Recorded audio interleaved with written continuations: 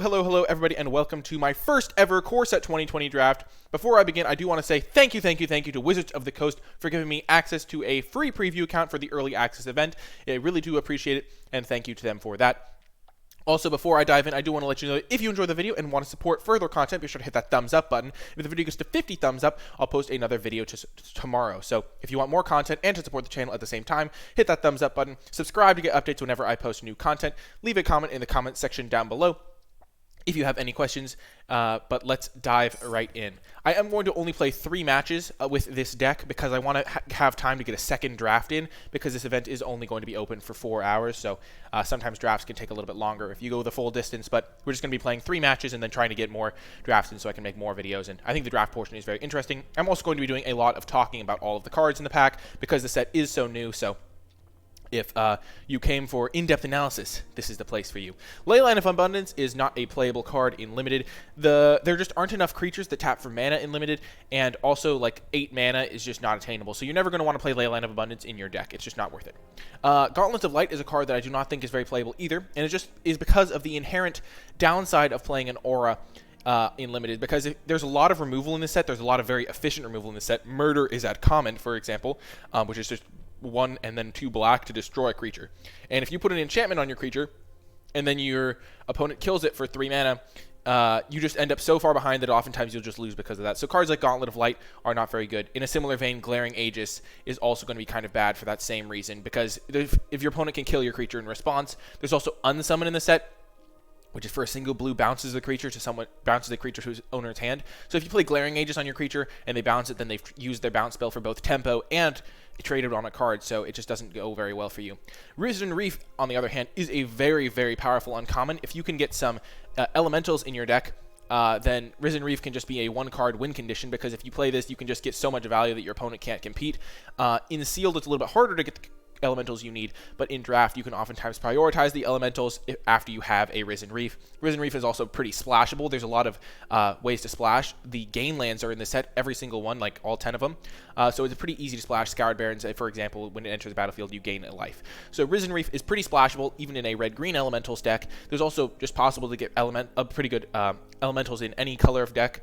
You could be playing like a green-black deck and just have a small elemental sub-theme, for example. I'm not 100% sure how good how many elementals there are, but there's a pretty decent amount. They come up quite often. So Risen Reef is definitely a strong contender for first pick. It's just a very powerful card and pretty easily splashable, and definitely worth splashing in certain decks, especially red-green elementals will oftentimes splash Risen Reef, I think. Colossus Hammer, not a playable card. Equip 8 is just too much for a limited card. You're never really getting to 8 mana, and just not going to be worth playing. Battalion Foot Soldier, I don't think this card is going to be playable. It does draw parallels to Legion Conquistador from back in Ixalan block, so if you played then, you might think, well, Legion Conquistador was quite good in Rivals of Ixalan, why wouldn't Battalion Foot Soldier be good here? But one of the key differences is that Legion Conquistador was a very relevant creature type. It was a vampire, and vampires really mattered back in Ixalan. But Battalion Foot Soldier doesn't really have a relevant creature type, and that's actually a huge deal.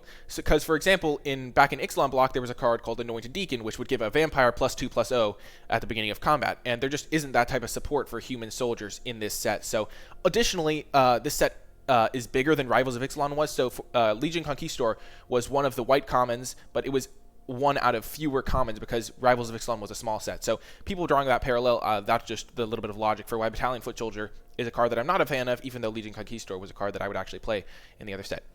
Glaring Aegis, I already talked about, not a card I want to be playing.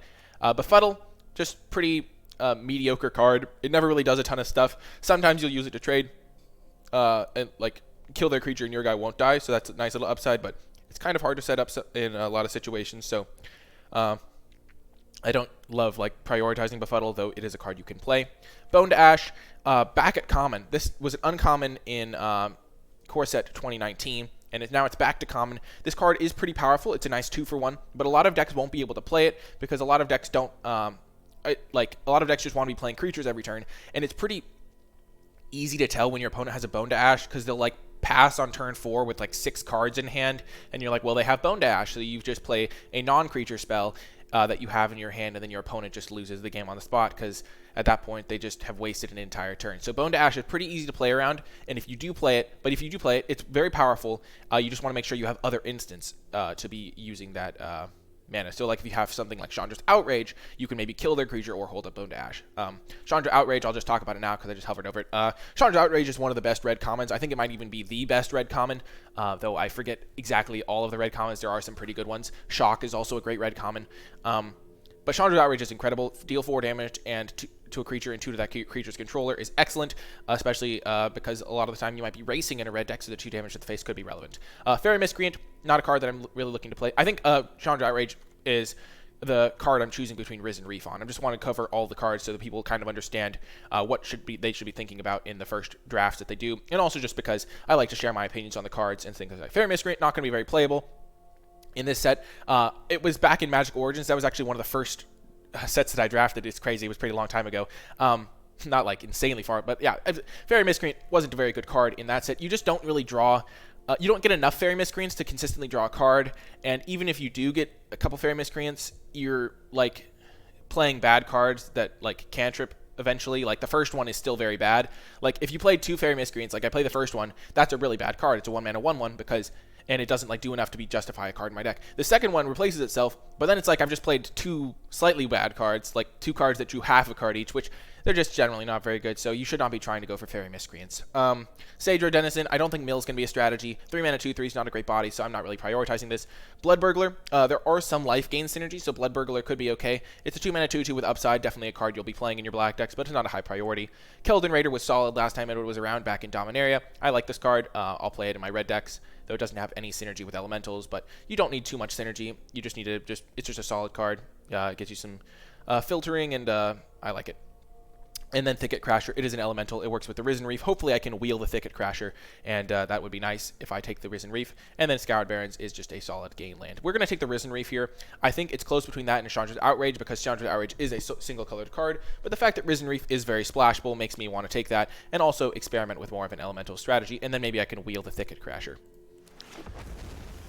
Okie doke. And then this pack also has a ton of new cards. So the way I'm gonna do this is I'm gonna talk about each of the cards one time, and then after that I'll just go over. I'll just like say I'm not taking it or I am taking it, that type of thing. But since all these cards are so new, I do want to make sure I let people know what types of things to be thinking about. Ancestor Blade is quite good. 2-mana. It's basically a 2-mana 2/2 that you can then give further upside by equipping the equipment to different creatures for a very cheap equip cost. A 2-mana 2/2 is like the baseline, and then the fact that you can start moving around that +1/+1 after the creature dies, or even before the creature dies, is just incredible. So Ancestor Blade is quite good, though it's not enough to make me want to move out of my potential blue-green deck, especially because Yarok's Wavecrasher is quite powerful in this set. There are 2 removal spells that Yarok's Wavecrasher completely dominates, Pacifism and Decision Paralysis.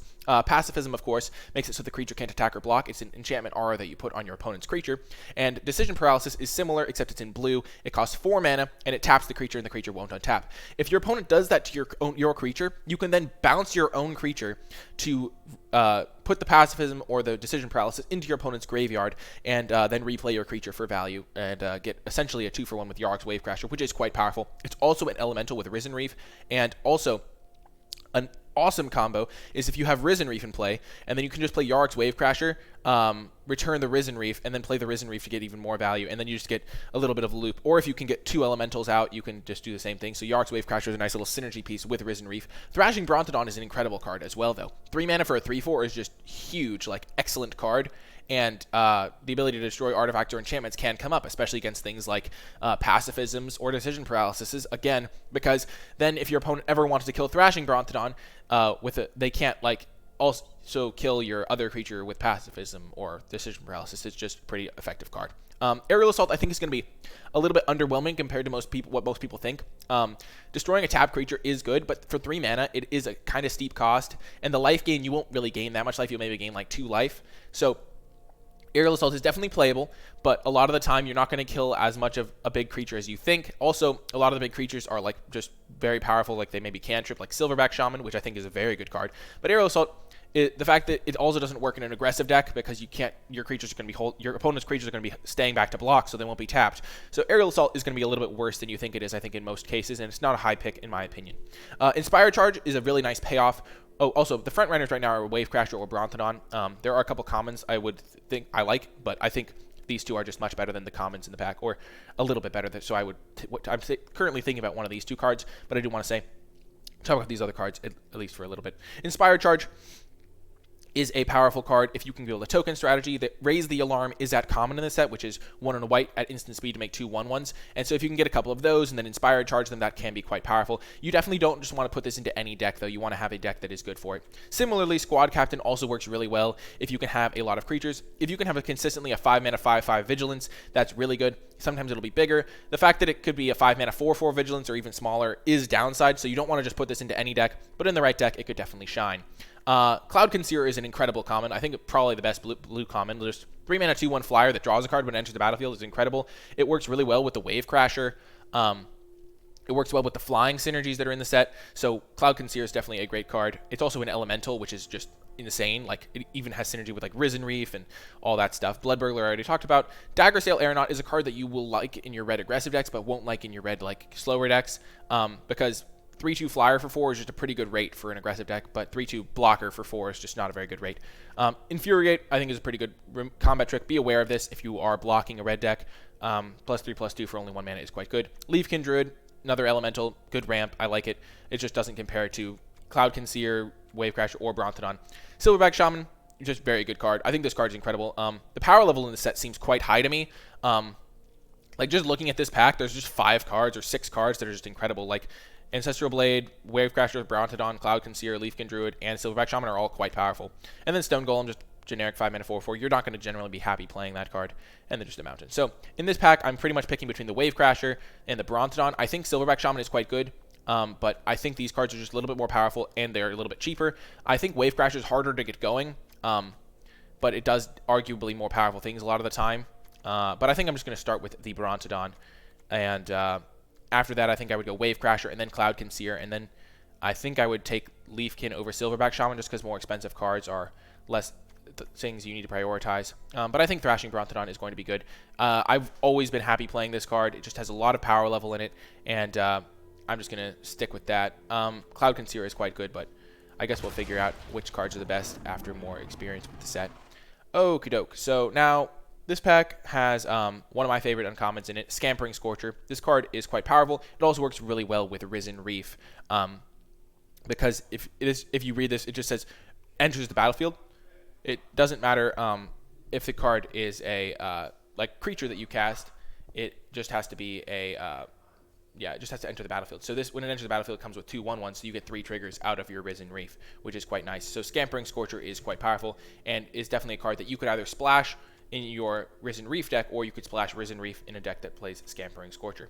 Fencing Ace is also a card that gets is a solid 2-drop. Just 2-mana 1/1 double strike is just a solid card, because a lot of the time you can get first strike value, or if you have any combat tricks, it becomes insane. So Fencing Ace definitely a solid 2-drop as well. Overcome, last time it was printed, was not very good. It was back in Hour of Devastation, and this card just never really did a ton of work. That being said, it's a new format. There's new cards, so if you maybe have a deck that is a go wide deck, like a green-white deck potentially, then Overcome could potentially gain you some value. So I think Overcome is definitely not a card I'm going to write off immediately, but it just wasn't good last time it was around. Aerial Assault, I already talked about. Glaring Age, I already talked about. Anticipate generally is too slow for limited. You don't want to just be spending 2 mana to just essentially draw another card, like a replacement card, because in limited, a lot of the time your cards are going to be very close in power level, so you're like using Anticipate to get a slight upgrade on like a card that, like, if you were just playing a normal card, maybe it's a 5 out of 10, and you're using your Anticipate to find a 6 out of 10, so it just doesn't really do much. That being said, if you have some insane bomb, then Anticipate can go up in value, or if you have some things like Bone to Ash, sometimes you'll want to play Anticipate just so you have something to do if your opponent tries to play around your Bone to Ash. Zephyr Charge I don't think is playable. It's just not worth a card to give another card flying. There is a card in this set that is 1 and a white. I think it's called Angel's Wings, that gives a creature flying and draws you a card as an aura, which is significantly better than Zephyr Charge. Audacious Thief, I think, is a very good common. 3-mana 2/2 that just, whenever it attacks, draws you a card and loses life. Well, usually this type of card has to deal damage to get that effect. So the fact that it just does it when you attack is really good. If you can have a curve where you get Audacious Thief into a removal spell for your opponent's creature, sometimes you can just run them over before they even get a chance to get going. Already talked about that card. Lavakin Brawler. It looks like the elemental synergies are going to be relatively, like, you can get some of them. And 4 mana, like potentially 4/4 is a good card. If it's any bigger than that, it's a great card. Though the fact that it is a 2/4 at its base is like not great, and it's also not a card you want to put into any deck, because on defense it's just a 2/4, so not great. Reduced to Ashes, pretty expensive card. Last time it was around, it was a card that you played like one copy of and were fine with, but you don't generally want too many copies of 5 mana removal that isn't even unconditional, though it generally is just going to kill anything you target with it. And then Greenwood Sentinel, just a card that I'm not super happy to play. 2 mana 2/2 Vigilance just isn't a great card, and I am not very happy when I have to run this. Here we're just going to take Scampering Scorcher, and it just is such a good combo with Risen Reef. They go very well in the same deck, and if I end up in a green deck, I could potentially get some mana fixing in the form of Gift of Paradise or something like that, and there's also just a bunch of gain lands running around, which will help me get the fixing I need. Okie doke. Speaking of fixing, there is a Swiftwater Cliffs in this pack, which is just a card that can get red or blue, so it would work in a nice Elementals synergy deck, potentially.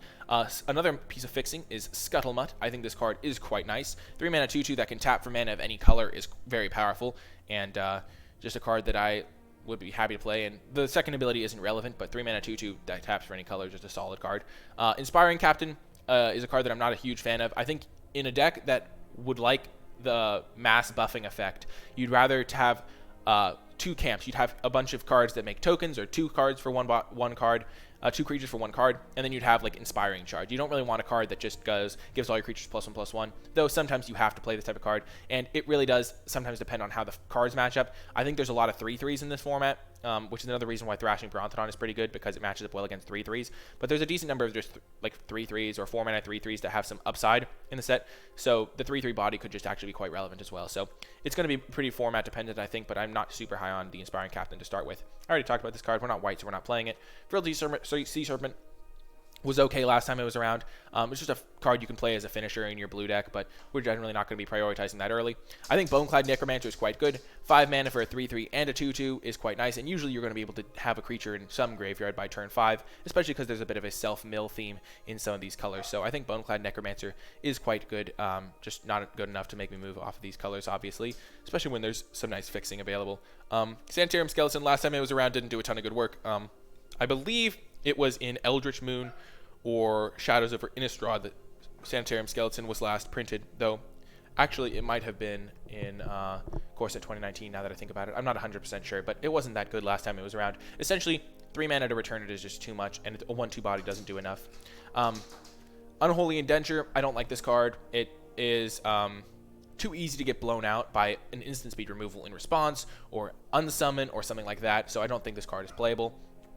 Ripscale Predator, it's an expensive card, but you can sometimes like just have enough, like sometimes you just need an expensive finisher. Similar to Frilled Sea Serpent, this card definitely can attack pretty hard, and Menace means it can oftentimes trade for 2 of your opponent's creatures, so definitely a card you could think about. And if you have this type of card, the 1 mana give +3/+2 card gets a little bit better, because they put a double block on, and then you get this buffed up, and it's kind of hard to deal with sometimes. Sedge Scorpion is quite good as a 1-drop. Just 1/1 for Death Touch for 1 is a powerful like effect, because usually the problem with a 1 mana 1/1 is that it never trades for a card your opponent has, but Sedge Scorpion can trade with their opponent's 6-drops. So if you're a defensive deck, or really just any deck, Sedge Scorpion's a fine card to play. Marauder's Axe, good in those tokens decks. Not just a card you want to put into any old deck, but it definitely can be worthwhile, and then Golem's not great. So this pick, I think, is between Scuttlemutt and Swiftwater Cliffs. I think the main consideration is whether or not like I'll need my I just don't know whether Scuttlemutt is like too slow, because just Swiftwater Cliffs being like land slot means that I don't have to take a spell slot for it. So if I'm going to run 23 spells and 17 lands, Swiftwater Cliffs replaces one of those lands, and replacing a basic land with a Swiftwater Cliffs is quite good. Whereas taking Scuttlemutt, I have to put it in my deck, I have to draw it, and I have to wait a couple turns. I guess there's a delay on the Swiftwater Cliffs too if I top deck it, because it does come in tapped. But I think I am just going to take Swiftwater Cliffs here, because it does fit into the potential teamer colors that I might want to play. And I think Scuttlemutt is just a little bit... it's better if you're splashing more than just one color, I think. And getting lands is really good. Okie doke, so this pack also has some interesting options. Thought Distortion is a card that I don't think is good in draft, because I think getting to 6 mana is just too long, and by that point in draft, your opponent could have just killed you by then. But in Sealed, this card is a bit of a beating. I played this in Sealed and just took 3 of my opponent's spells and won the game because of that. Your opponent will be playing more card draw in Sealed, more slow things, so Thought Distortion could completely destroy them. Also, as a sideboard card, it can be pretty brutal. Yoked Ox I don't think is particularly playable. 0-4 is just like it's a good blocker, I guess, but it never really trades with an opponent's card, and it just gets outclassed pretty easily. It doesn't have reach, so it doesn't do well against flyers, and it never really just does what you need it to do. Anticipate, I already talked about, not really taking that here. Octoprofit, I think, is a pretty good card. 4 mana 3/3 that scries 2. Scrying 2 in the late game is sometimes like almost better than drawing a card because lands are dead draws. It can also find you lands. A 3/3 is a relevant size of body, so I could see taking Octoprofit here. It is a pretty solid card. Soul Salvage, last time it was around, it was pretty good. There's also a pretty cool combination if you can get the 7 mana 3/3 in blue that returns 2 instants or sorceries from your graveyard to your hand, because then you can loop that with Soul Salvage. I've already done that before, and it was great. So Soul Salvage, definitely a powerful card, but you don't just... And there's also a decent amount of self-mill, which makes Soul Salvage even better, but I don't really take it super highly in draft. Already talked about Aeronaut, we're not going to take that here. Goblin Smuggler, I think, is a pretty solid card. Like, it's a 3 mana 2/2 haste, which isn't great, but then giving creatures unblockable in the late game is a really nice upside, and it has haste, so it can do that even later on in the game. So I don't think it's a high pick, but I think it's a playable card for sure. Brightwood Tracker, I think, is a solid card. 4 mana 2/4 is not a great body, but it actually has like a pretty good activated ability for the late game. And if you are playing a ramp deck, a lot of the time, your problem is you run out of things to do with your mana, and this is a pretty good mana sink. Like, you're going to be running a lot of creatures in your ramp decks, and Brightwood Tracker is going to be able to find you all of your late game creatures towards the end of the game. Thicket Crasher, 4 mana 4/3 trample is solid. Giving elementals trample is like okay, and works with the Risen Reef. Definitely a card to consider here. And then Anvil Rot Raptor is not a card I'm really happy to play. 4 mana 2/1, just not really big enough, even if it does have first strike. And then there's Tranquil Cove, but we're not really looking to play white here. I think this pick is mainly between Octoprofit and Thicket Crasher, and the main thought is whether or not I'm going to, like what my main color is going to be, like my base colors, whether I'm going to be base red-green splashing blue, or whether I'm going to be base blue-green splashing red. And I think that Thicket Crasher is a better pick here, but first of all, because I'm probably going to main green, because Thrashing Brontodon is a green card, and I can be either green-blue or green-red, and then I have like some options on which one. I'm more flexible with this pick, and also there's more elemental synergies that I can get, and also it works with like the elemental synergy I already have in Risen Reef. So I think I'm going to take the Thicket Crasher here over Octoprofit, and then I think Brightwood Tracker would be my third pick out of this pack. And now we see a couple of quite good cards. Frostlinks is an incredible card. It kind of makes me want to play in blue and green. Frostlinks as a tempo play is really hard to beat. 3 mana, tap their creature, it doesn't untap, it's just really powerful, and it's one of the better blue commons in my opinion. It's also an elemental for that synergy. There's going to be some elemental synergies flying around here, I can say. So yeah, I think Frostlinks is the pick out of this pack. Other cards, I mean, Brineborn Cutthroat, I think is like very medium, like not insane, not bad, but 2 mana 2/1 flash is just not great. And then if it might become a 3/2 at some point, but it's kind of hard to facilitate that, and it's still going to trade for all of your opponent's 2 drops, so not a card I'm super prioritizing. Vengeful Warchief, not a card I'm really high on. 5 mana 4/4 is just a bit too small, and your opponent can just not attack you for a couple turns. There's not all that many ways to pay life in your in black, so this is usually just only going to trigger when your opponent is hitting you, and if your opponent is hitting you, it usually means they're going to be in an advantage, because they won't hit you if triggering this is bad for them. So they'll just sit there and wait until it is better. So Vengeful Warchief, not a card I'm super high on. Disenchant's just a straight up sideboard card. Blood Burglar, we already talked about. Soul Salvage. Maniacal Rage is just unplayable. There's just too much good removal in the set. Murder's at common. Unsummons at common. You're just way too punished for playing Maniacal Rage in this set. In some sets, it can be more playable because the removal's a little bit worse, but not in this set. Centaur Courser. Time will tell how good this is, but I think there's enough 4 mana 3/3s that having a 3 mana 3/3 could be quite good, because it will trade with a lot of 4-drops. But time will tell on how good Centaur Courser is. And then Gift of Paradise. For more ramp-oriented strategy, Gift of Paradise is exactly where you want to be. If we had taken, for example, the Scuttle, whatever heck, the 3 mana 2/2 that can tap for any color, Gift of Paradise and playing more of a ramp strategy would be a little bit better. But I think playing the elementals is kind of a fun way to start things off. And Frostlinks is just a very good card, so we're going to be taking that. Okie doke. And this pack, we see Retributive Wand. I don't think this card is good. 3 mana to deal 1 to any target is just not a powerful effect, and it's never really getting put into the graveyard, so I don't really see how... Like, if it had a sacrifice ability to deal 5, it might be a little bit better, but I don't think this card is very good. Dawning Angel is pretty good, though.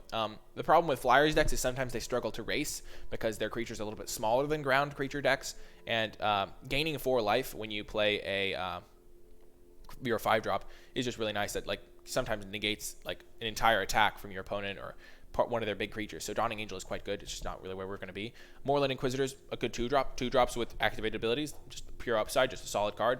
when you'll be happy to play in your white decks. Sandsham Skeleton, not great. I think the pick here is Lavakin Brawler. We don't know how many, like what our colors are. We could be even a straight teamer deck, which is red, blue, green. And this is another elemental. Some elemental synergy is quite nice. There's a plummet for the sideboard, but I don't think we really want that. There's also Reckless Airstrike for the sideboard, but we're not going to be taking sideboard cards yet. And then Healer of the Glade. I don't think we really want to take this, even though it is an elemental. 1 mana, 1/2 is just not really a big enough body to justify this card, especially not yet. If we had like more Risen Reefs, it would be, but we're just going to take Lavakin Brawler here and stay a little bit flexible. Wow, well, this pack has some good cards in it that I like. First of all, I want to mention Angelic Gift was the card I was talking about earlier. I still don't think this card's great because giving a creature flying is not generally like worth 2 mana a lot of the time. It can be a little bit too slow. If your opponent's playing an aggressive deck and you're playing Angelic Gift, you're just going to get beat down too quickly. But it's a fine playable card, and you can run it. Disenchant sideboard card. Soulmender I don't think is playable. Just gaining 1 life every turn is just not worth a card. 1 mana 1/1 just doesn't do enough to be worth it. Not a good card. Unholy Indenture. We already talked about Ripscale Predator, not really needing that. And then Feral Invocation is a type of card that if you can get off to a fast start, like you play 2-drop and then your opponent blocks your 2-drop with their 2-drop and you Feral Invocation, you just completely dominate them. I think Feral Invocation is quite good, and it's a card that I'm pretty happy to take as a combat trick type effect. Ferocious Pup is also pretty good. 3 mana 2/2 that also comes with an 0/1 is quite nice, though I don't think it's necessarily meant for an Elementals deck because it's much better when you can actually use the 0/1 to some effect. And we're not going to be prioritizing effects that use the Ferocious Pups, the 0/1 body. For example, if you have an Inspired Charge, the 0/1 becomes a 2/2, which is actually a relevant creature. If you have a Marauder's Axe, the 0/1 gets benefits. But we're not really looking for that type of effect, so we're just going to take the Feral Invocation here. I think Feral Invocation is quite good. And the Thicket Crasher did wheel. I'm pretty happy about that. More elemental synergies. There's also a Keldon Raider, but since we're sure we're playing green and we're not sure we're playing red, and also because of the elemental synergies that we might assemble, I think Thicket Crasher is going to be the pick here, because we aren't even sure what our 2 base colors are yet, so taking a double red card is a bit ambitious. And now in this pack, there's nothing really for us. We'll take an Infuriate, because if we end up base red, it could be a good card. And now we could take a Greenwood Sentinel. We might just need a 2-drop, and we don't really have any 2-drops yet. I think it'll be better than Overcome for this deck, because hopefully we don't have to play it, but you never know. And now we'll just take Ripscale Predator. Maybe we'll end up in red. And Goblin Smuggler came back. Radical Rage, I guess. We're not going to play it, though. Healer of the Glade came back. Maybe we end up with enough elemental synergies to make it work. Oh, Kudok, a fresh pack, which means more stuff to talk about. That's excellent, excellent, excellent stuff. I'm just going to say it right now. Rapacious Dragon is a front runner card in this pack, because when it enters the battlefield, it makes 2 treasures, and treasures are artifacts you can sacrifice to make mana of any color. So it really just helps me with my splashes if I decide to splash. And if I end up in a red-green deck splashing blue, this card could be perfect. Tail's End, not really playable and limited. There's not enough stuff that you want to counter. And also countering it, they can just activate it the next turn. Encountering a legendary spell just never comes up. It's more of a sideboard card if they have a really powerful legendary, but you're still not going to want that. Also, Scuttlemutt's in this pack, which could be a card that is really flexible and lets me splash as well. So maybe I'd rather take that than Rapacious Dragon, because I might be a blue-green base deck, and then this can help me splash red. So yeah, maybe Scuttlemutt's the pick here. We already talked about Fencing Ace. We're not playing it because we're not white. Not playing Inspiring Captain, not playing Sage or Denizen or Zephyr Charge. Barony Vampire is just not a great... It's kind of sad if you have to play this. Bone Splinters, I think, is quite good in this set. Because there's pacifism and there is the decision paralysis. Not decision paralysis. I think I was saying that wrong. Sleep paralysis. Shoot, I was saying the card name wrong last time, I think. 4 mana, tap the guy. But yeah, the fact that you can sacrifice a creature they've already used a removal spell on means that this can be very efficient. Duress is also good in the sideboard, but not really in the main deck, because sometimes your opponents are going to be beating you down and you don't have time to play Duress. And in top deck wars, Duress is horrific. We're not black, so we're not playing Soul Salvage. Chandra's Endorcat is interesting because casting elemental spells, we actually have a lot of elementals, but we're not sure if we're playing red base, so I'm not sure how good that's going to be. And I'd probably just take Shock anyway over it, because if I was going to be playing red, I'd rather have a Shock as like some cheap interaction to just really get my opponent's 2-drops, because I don't really have, I guess, yeah, it's just a little bit more flexible and powerful. Rabid Bite's an interesting consideration, because this is a really nice removal spell, and I'm base green, and I have a decent number of sizable guys like Thicket Crashers, which can use Rabid Bite quite well. So I think this pick is mainly between Scuttlemutt and Rabid Bite, because I'm not sure what my second color is yet, and I'd rather stay flexible. So I think, as of right now, I think I just kind of want to get the removal spell. Or Fixing is also really good, though. I think I'm going to try to get more gain lands for fixing. I'm just going to take the Rapid Bite here and take the removal spell. Okie doke. Okie doke. So there's another Scuttlemutt. There's a Embodiment of Agnes, which is a really confusing card. I'm not 100% sure it works. But it seems like it could be just a massive flyer for 3 mana. We're not taking it, but it seems like a good card. It's not gotten slight bad, as I said. Scholar of Ages was the card I was talking about earlier. That's a really good combination with Soul Salvage. We're not really the type of deck that's going to be able to use it effectively because we don't have a ton of instants or sorceries, but definitely a powerful card you can take early and build around. Scuttlemutt could be the pick here. We're not really taking Squad Captain. I think Unsummon's a good card, especially for this type of deck, because it could get a little bit tempo-y with Frostlinks type stuff, but I don't think we want to move in on Unsummon when we're not sure on our second color yet. I think this could just be a good time to pick up a Scuttlemutt for more fixing. Feral Abomination was not that great the last time it was around. You don't really need Death Touch on your 5/5. It just makes it a little bit harder to double block, I guess. But yeah, don't really like Feral Abomination. Undead Servant, sometimes you'll get there on these, but I don't think it's really worth it to go for because a 4-mana 3/2 is just so abysmal, so I wouldn't recommend going for Undead Servants. Goblin Smuggler, not really what we were looking for. Reduce to Ashes could be a fine removal spell because it is pretty splashable, but we're just going to take a card that helps us splash rather than a card we're looking to splash. And then Ferocious Pup is a fine card, but we're just kind of going to take a Scuttlemutt here, I think. And then Growth Cycle is, like, I think a really good combat trick because this, if you get +5/+5 for 2 mana, that can just, like, kill someone out of nowhere if you get hit in with a hit. But I'd rather just take the fixing here. And then there's a Thicket Crasher, which will probably wheel. So we're just going to take the Scuttlemutt here. Get that Scarecrow action. Oh my gosh. This card is unbelievably powerful. This card is, like, I don't know how it would ever get here pick 3. I guess that just might be the arena bot doesn't understand how this card works. Unfortunately, it's not splashable because it has to have Swamp Center. But if you're playing this in just a 2-color deck, that means that every other land you play, you get to draw a card, which is just insane. Or you can kill something, which is also insane. Like, Dread Presence seems great to me. I think this is a good sideboard card, but I'm not going to main deck it. Might of Mass is not a card I'm super big fan of, though in that go wide deck it could have some potential. We're not really a Bone to Ash deck because we're just kind of tapping out every turn for all of our stuff, and we don't have any instants to really make use of Bone to Ash. I could see Feral Invocation being a fine card to take as another combat trick type effect. We're not really going to main deck Negate ever. And then I think Mammoth Spider actually has some potential as a blocker because there are a decent number of flyers in the set. Though taking 5 drops is a little bit not where I want to be. I think getting one could be useful though, because I think it has a lot of upside in the set. I think it just matches up well. There's also, as I said before, a lot of 4-mana 3/3s that it matches up well against. So maybe I do just want to take Mammoth Spider here over Feral Invocation number 2. And even though Feral Invocation does work pretty well with a lot of my creatures that I've got going on. Yeah, let's just take Mammoth Spider.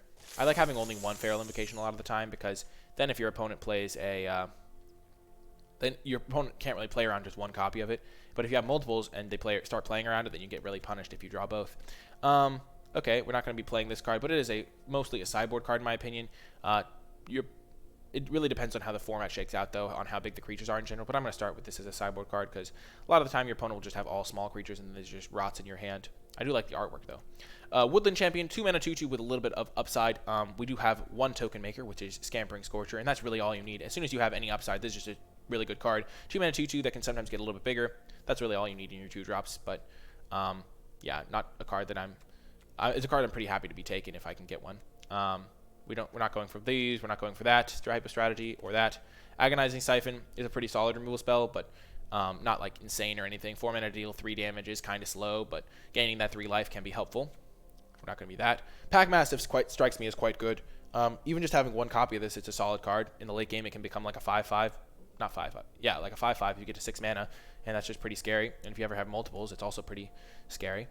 There's another Growth Cycle and the Greenwood Sentinel, but I think Leafkin Druid and Woodland Champion are the real picks. Leafkin Druid is good, of course, because mana dorks are generally pretty good, and our deck has some pretty expensive things to be casting, and there's Elemental Synergy. So I think here the main pick is between Woodland Champion and Leafkin Druid, and I'm leaning towards the Leafkin Druid because we don't really have a tokens theme, and so this is just a 2-mana 2/2, whereas this can be a 2-mana 0/3 that can tap for even more mana after we get things rolling. So I like Leafkin Druid here.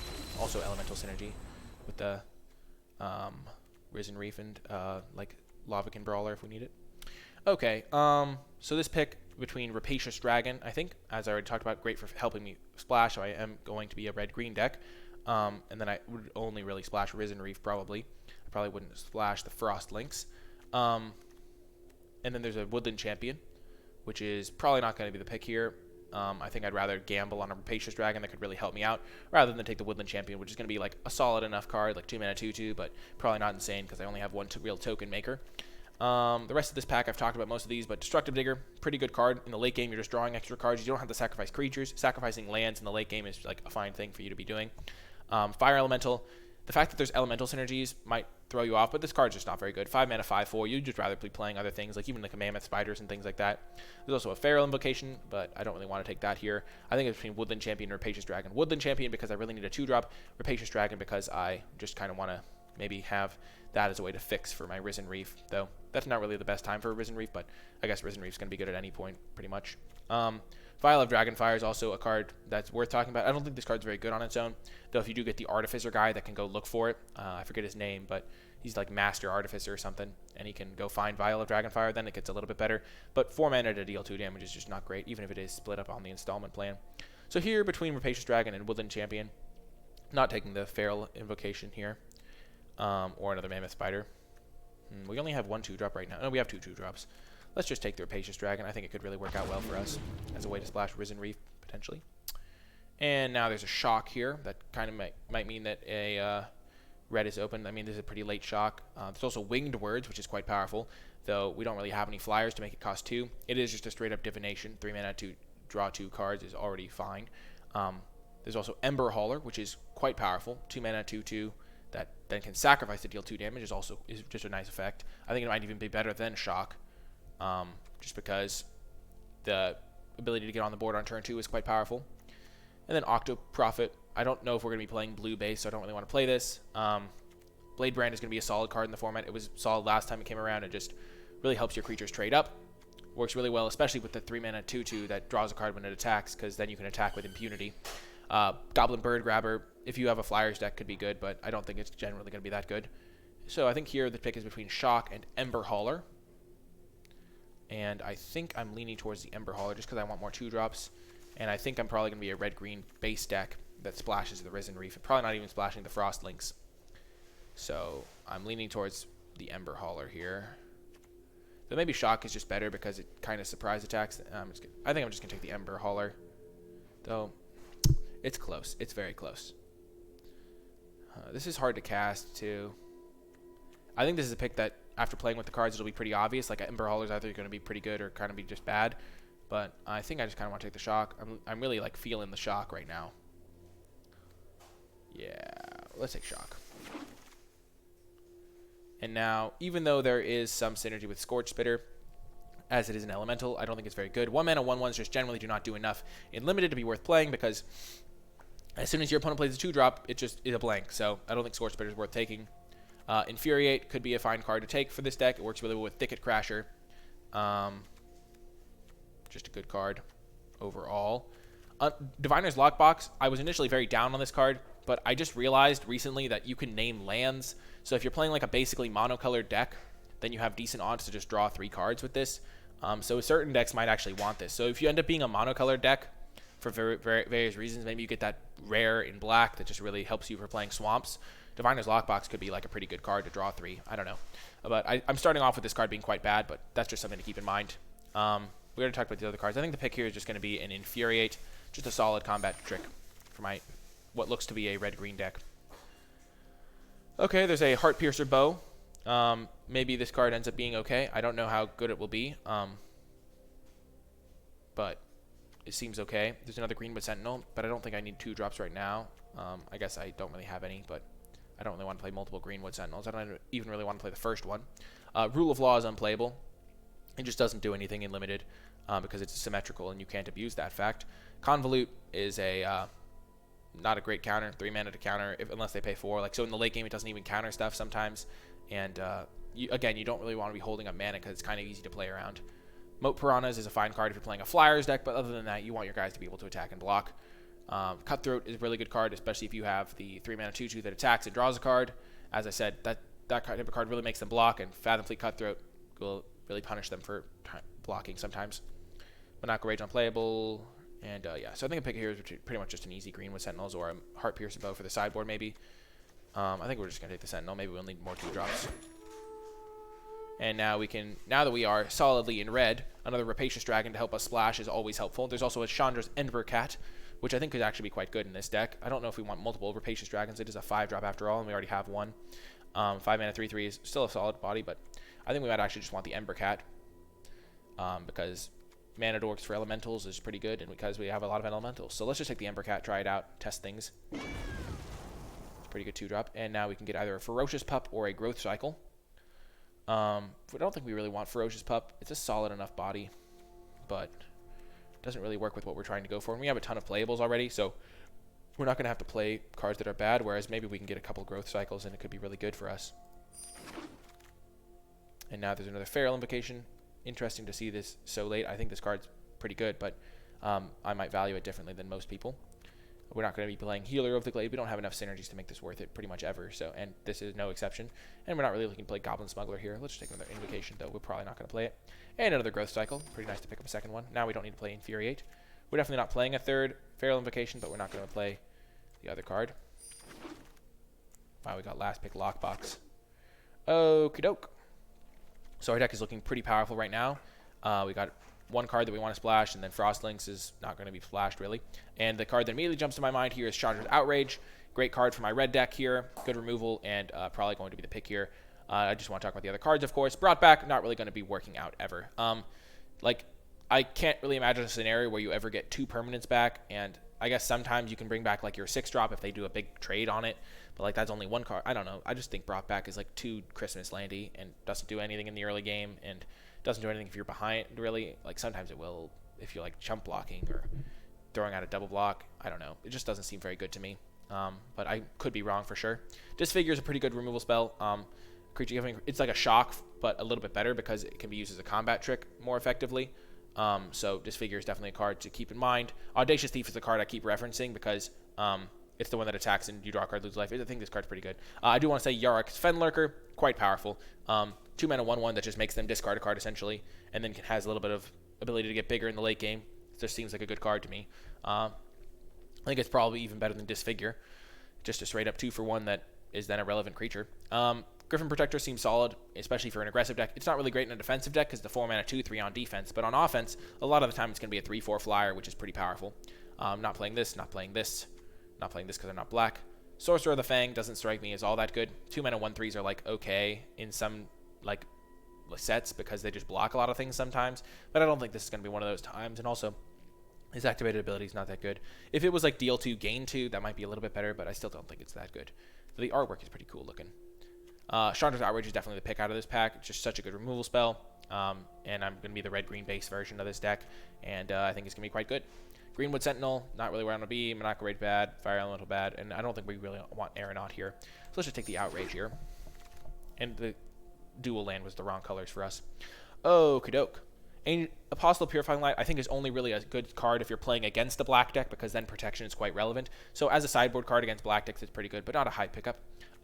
Unchained Berserker is a pretty good card against white decks, and it also is just a fine card to play in your aggressive red decks because it's a 3/1 for 2, which is not great by any means, but it's definitely playable a lot of the time. So I think Unchained Berserker is definitely a card that you can play.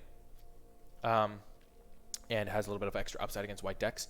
Howling Giant is a card that I don't think you just put into any deck. Like, I don't think we can just play it in this deck, but if you're playing a ramp deck, this is one of the best payoffs. You're making 9 power and toughness spread across 3 bodies, one of which has reach, so it's really hard for you to die after you play this, and it's just a really good card.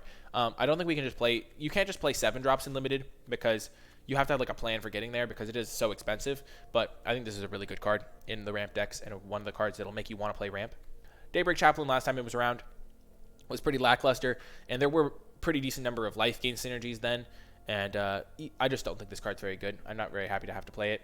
Moment of Heroism, I think, could actually be pretty solid. The life gain is pretty relevant, and it is, like, could really swing a race in your favor, but we're not white, so we're not playing it. Befuddle, not great. Octoprophet, like, we're not blue, so we're not playing this. Not really playing Epicure, though. In the right deck, it sometimes has a little bit of synergy, and if you can get recursive life gain, then it can sometimes... really kill the opponent. Sanitarium Skeleton, not great. Not great for us. Not really where I want to be. I think we're just going to take Sedge Scorpion here over the Unchained Berserker. Just going to be solid as a defense early, and we can probably replace a Greenwood Sentinel with it. And, okie doke, more cards to talk about. Not taking Might of the Masses, as I already said. Pulsar Morass is a solid card. Returning a creature from your graveyard and gaining 6 oftentimes is okay, especially if you have really important creatures like Risen Reef. But I think it's a little bit low. It's a little bit too slow for a lot of sometimes it's just too slow and you can't afford to play it. But Risen Reef is pretty good, and so is a lot of our creatures. Not going to play that. Not going to play that. None of these cards really are great. But I think Wolfkin Bond. Oh, this card, by the way, just a 6-mana 7/7. You'll play it sometimes, but not really a high priority, even though it is an elemental. I think Wolfkin Bond is quite good, though. Giving a creature +2/+2 is generally not great, but the fact that you make a 2/2 at the same time means that you don't lose a card, really, if they kill your creature. So I think we're going to take this over Pulsar Morass. Whoa, this is a really good Chandra. Pretty happy to see this one. If you remember Jaya from War of the Spark, this has basically Jaya, but also just gives all my elementals +2/+0, which is insane, and can add mana. So this card strikes me as insane in my deck in particular, and also just a good card overall. So we're going to be taking the Chandra here in a Windmill Slam. Any other cards to talk about in this pack? Portal of Sanctuary is just not worth playing ever. Just never really worth it. Maybe it's a cool build around at some point to try, but it just doesn't strike me as very good. Like, kind of cool combo with Frostlinks, I guess, but not really. Goblin Ring, not really what I want to be. Goblin Ringleader, not really going to work out most of the time, but sometimes you'll have enough goblins to make it worth it. I think you'd want to have like 7 goblins before you'd play a Ringleader, because you want it to reliably draw you a card. So maybe even more than that, like 8 goblins, but at that point it's kind of it's hard to get Ringleader to work in draft. And I already talked about all these other cards, except Act of Treason. This card is a card you'll play in a sacrifice deck. Like, if you do this and then attack them and then play Bone Splinters, that's like a brutal combination. So keep that in mind if you're playing a sacrifice-themed deck. But yeah, easy Chandra here. The Chandra's insane in our deck. And now there's another Scampering Scorcher, which is incredible. As I said before, this is just a really good card. Works insane with the Chandra. Give all my elementals +2/+0. So yeah, definitely going to be taking that here. There's also a Cerulean Drake, but that's not a card that's worth splashing. And I think it's only a sideboard card that you bring in against red decks sometimes. Fry can be a good sideboard card, but I don't think we want to be taking that over a card that's just incredible all the time. And then I've already talked about all these other cards. And now here we can take another Mammoth Spider. Not really going to be looking to play any of the other ones. Wolf Pup here. Oh, Leafkin Druid is still in the pack. That's incredible. We're really upgrading our deck here with another mana ramp spell. We have a lot of good 4-drops to get, and this card, and some even more expensive cards, and Leafkin Druid is really good. There's also Rugged Highlands, which would help us splash our Risen Reef. Even though it doesn't actually directly make blue mana, it does make your mana a little bit better. So, but I think Leafkin Druid is just too good not to take here over a Rugged Highlands. And what's this do? Oh, this card's really bad. Yeah, 1 mana +0/+2, and then draw a card to discard a card. That's just not worth a card, because if it drew you a card when it entered, it would be fine, but it just doesn't do enough. And then there's also an Unchained Berserker, which could be a fine pickup. They're probably better than Greenwood Sentinel. We are slightly aggressive, maybe, though not necessarily enough to want to play the Unchained Berserker. I don't think we want to give our stuff flying. Let's just take the Unchained Berserker. We could even just side it in against white decks, potentially. Now there's another Greenwood Sentinel or just an Aeronaut. Let's just take the Aeronaut. We already have enough Sentinels whenever playing them all. And now we'll just pick up a Bird Grabber. Sure. Or, let's just Goblin Smuggler. I don't really want that. Pulsar Morass came back. That's interesting. Do we want Pulsar Morass or Forced Claw? We don't really have an expensive creature like that's super big. I think Pulsar Morass could be just what the Doctor ordered. Just a nice little life buffer against the aggressive decks. And a nice way to get back some of our good cards. We don't really need a 6-drop. Let's just take the Pulse. And now the Ripjaw thing. Actually, let's just take Goblin Ringleader. We're not playing any of those cards, and it builds the collection a little bit better. Oh, never mind. We're on a preview account, so it doesn't matter at all. Another Feral Invocation. Maybe I'm just too high on that card. The Healer. Okay. So that was quite a draft. I spent a lot of time talking about it. Yeah, that was a long draft, but I think it's very helpful early on in the format to talk about the cards in detail, because nobody's played with these cards before, so it's good to share your opinions and stuff. Okie doke. So let's look at this this view. We'll want to cut all of our bad cards, so the Greenwood Sentinels can go. We got there on 2-drops. I think we have 3 2-drops and a 1/1 drop that is good in the early game. Frostlings is not going to be worth splashing, but Risen Reef is. So we have Scuttlemutt, Rapacious Dragon, and Swiftwater Cliffs to help us splash 1 Risen Reef. So we can probably get away with running 1 island, because then we'll have 4 sources of the color. Feral Invocation's a solid option, but I don't know if I want to run 2 of them.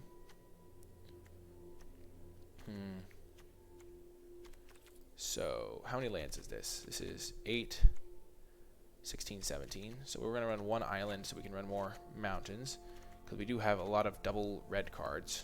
So now we'll have 8, 8, 2 in our mana base, and then we'll have 1 here, 1 here, kind of. So now we need to cut 2 more cards.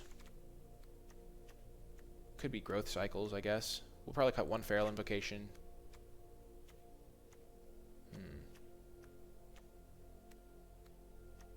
I like the Thicket Crasher combination with Lavacan Brawler, because this thing could get quite huge. And we'll cut 1 Mammoth Spider, maybe. What's our mana curve look like? We have a decent number of cheap plays. Let's just double check. We could play Infuriate, but I think playing 2 Growth Cycles is better. You don't want too many combat tricks, though. All of our cards seem pretty good. Feral Invocation is also solid, though maybe we don't want that if we already have 2 Growth Cycles, as I said. Maybe we'd rather have an Unchained Berserker, though I think that's going to be more of a sideboard card for white decks, because we're not purely aggressive like you would want for that card a lot of the time. I could see Feral Invocation being worse than another Mammoth Spider.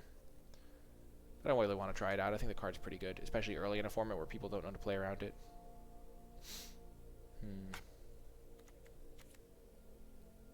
How many creatures do we have?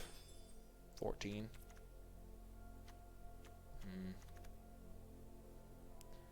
Maybe we'd rather just play Growth Cycle and cut the Feral.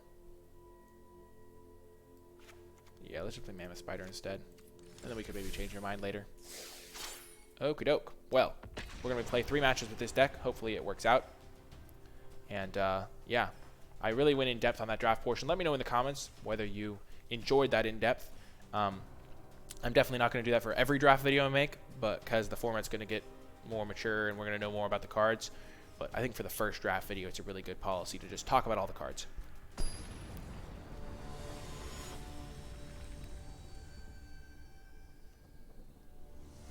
Okay, Death Seed. I'm ready. We will definitely play first.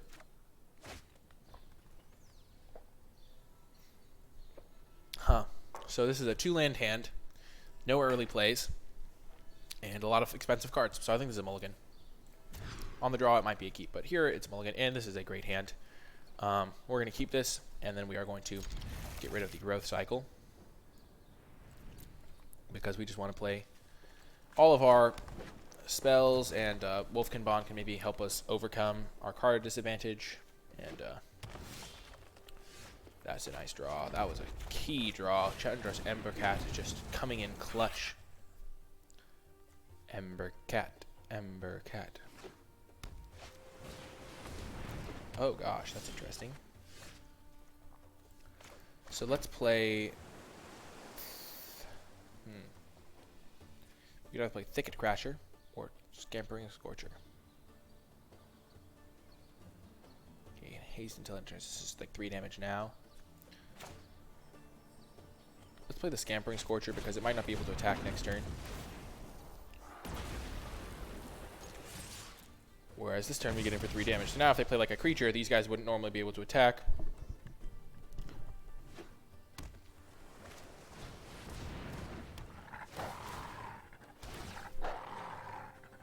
Interesting. I don't think this card's very good. But it... Like, I wonder how many Scries would be worth a card. Like, the problem with this card is not that it's not good on turn 2. It's that if you draw it on turn 7, it's just horrific.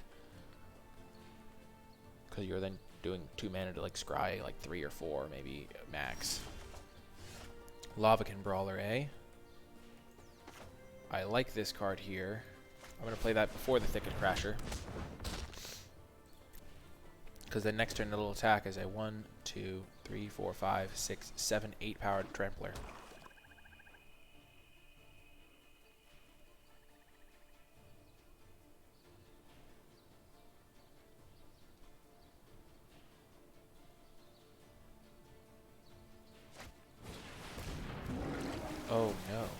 brutal.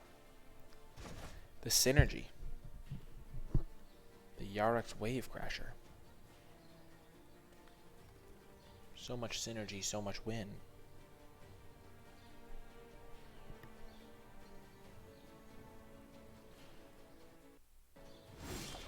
Land me. Okay, perfect. So now I'm going to play this. I'm going to play Thicket Crasher.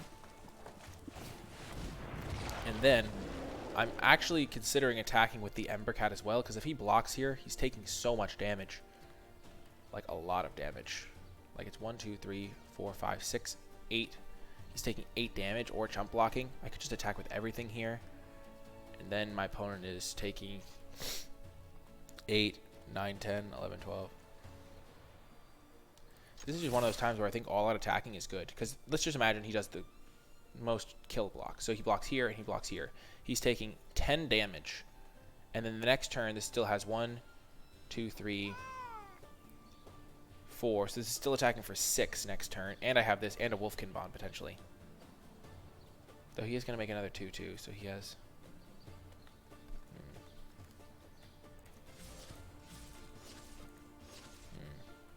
Or we could just attack with this and then play the Wolfkin Bond on this next turn after he plays this.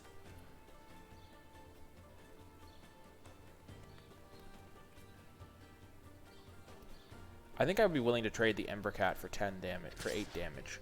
Because if he blocks here, he can't block here. And then he'll take 8 and I'll have Lavakin Brawler still. And here, if I attack with these guys, and he eats.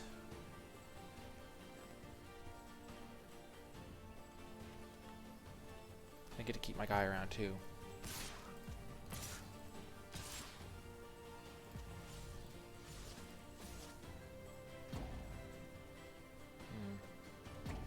I have a time extension here. So if I attack with these two...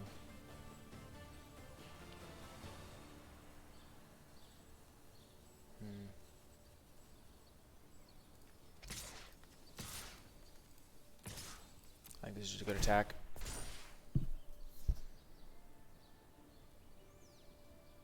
Like I'm trading a token and my 2/2 for 8 damage and further damage down the line.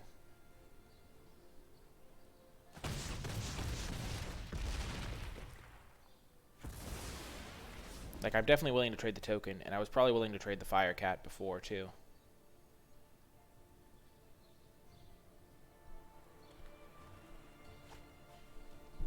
I don't know. It seems like a good attack to me. And then I can put Wolfkin Bond on the Lavakin Brawler. And then attack for like 8 and make him chump block next turn.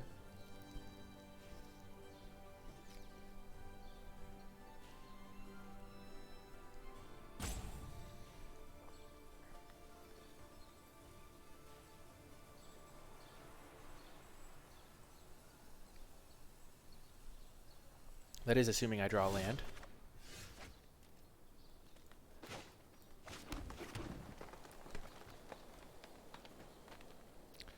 Now I kind of just want to attack with everything again. Actually, just want to attack with these two, kind of. Maybe he has Feral Invocation. Why would he not play anything? So he doesn't have a land. He's been scrying like crazy. He's probably got some good spells in hand.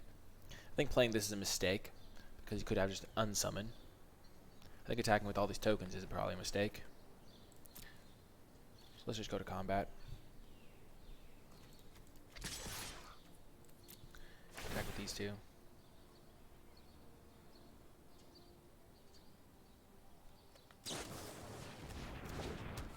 Ah, that's not what I thought he had. Let's just say that it was not the type of card that I thought he would hold up all of his mana to play.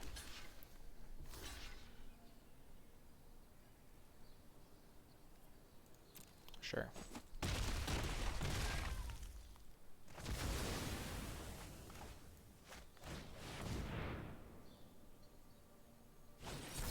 Wow, that's what he was holding up.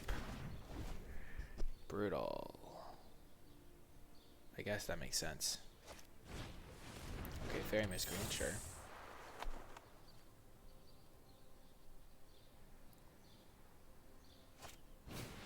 Wow, he got a second one. That's so brutal. So much value. It's not actually that much value, but it's kind of funny.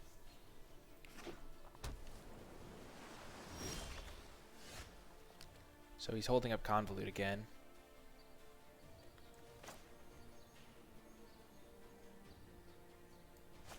We shall offer up our Scuttlemutt as a sacrifice. With a sacrifice!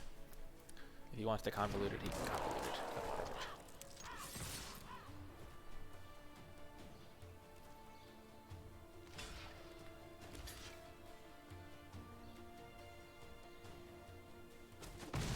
That's fine for me. Now this thing's lethal if I can put a Wolfkin Bond on it.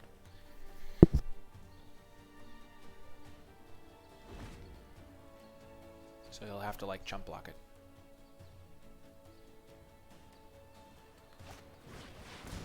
Oh, the ferocious pup is back! He's back and better than ever.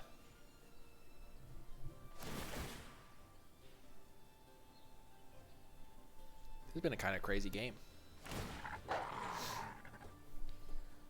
Lots of different trades back and forth. Well, that's a interesting option.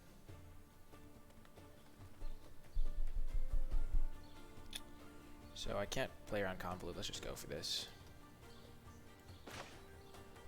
I think he's pretty clearly got a Convolute, so I'm actually just going to pass the turn. If Chandra can stick around, I can just win the game.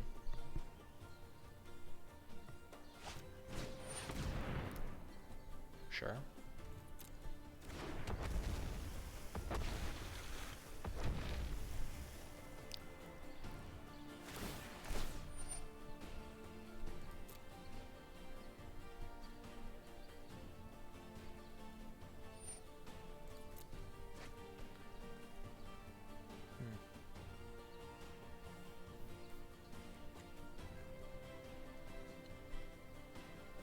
Let's see. He's holding up Convolute this whole time. It's going to be hard for him, potentially.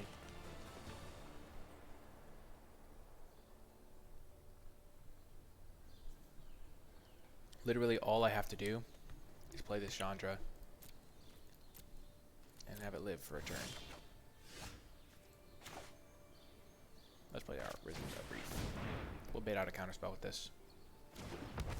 What?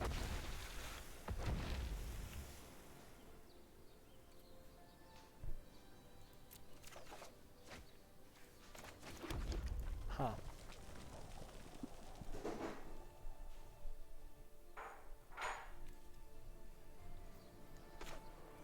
Didn't look like they had it. Oh gosh, I'm so bad. They did have Convolute. Shoot. I was thinking they couldn't possibly have Convolute if they let my Risen Reef resolve. It's counter unless they pay 4, right? Yeah. And they could have countered it. Oh man. They're going to town. Man, Risen Reef value.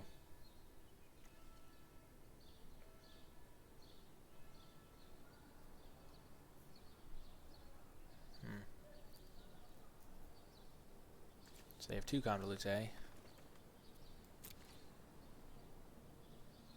I feel like they were going to be able to hold up the Convolute for the whole game, so I guess I should have just tried to wait until I could reliably land the Chandra. But I was pretty decent way away from that. And the fact they didn't counter this kind of gave me a little bit of hope. Like, I thought they had it. Don't get me wrong. But the fact they didn't counter Risen Reef kind of messed with me.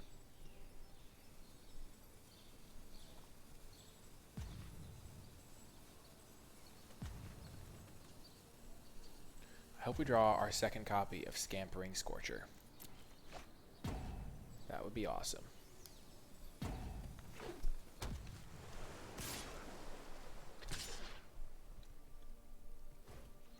No blocks. Sadra does it, okay.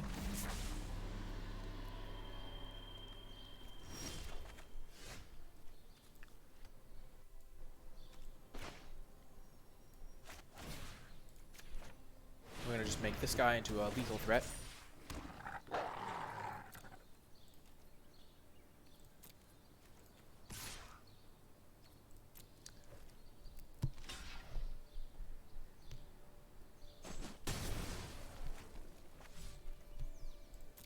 Now my opponent will have to chump block every turn.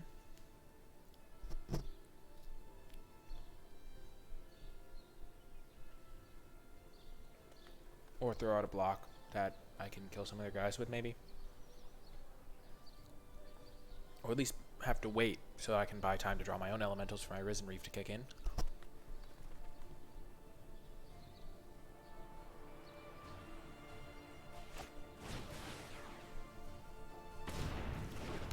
Am I seriously going to get milled?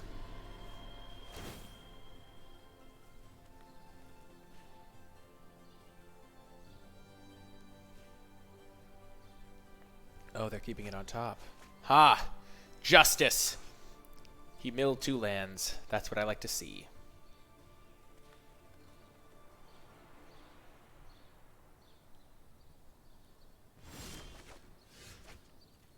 And then I draw a Sedge Scorpion. No! That is not the card I wanted to draw. I could actually just legitimately get milled out. Though I guess he'd have to play like a couple blue creatures. Oh. Oh no. Oh dear. I thought I was going to win this game. And now I am very unconfident. I guess I should have waited on the Chandra after all. Oh no, those last 2 mills were brutal. But the first 2 were really good for me. But the Chandra's Outrage was kind of... And the Dragon. Oh man, Pulsa Marasa. I am so... in trouble. We'll trade this guy for his one of his Sage Rows. So we don't get milled for 6.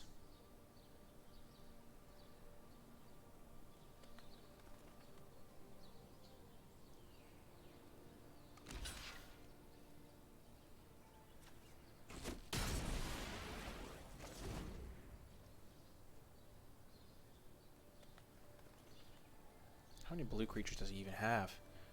1, 2. He's running 3 Fairy Miscreants. He probably doesn't have all that many left. All I need is Pulse Marassan to get my dragon.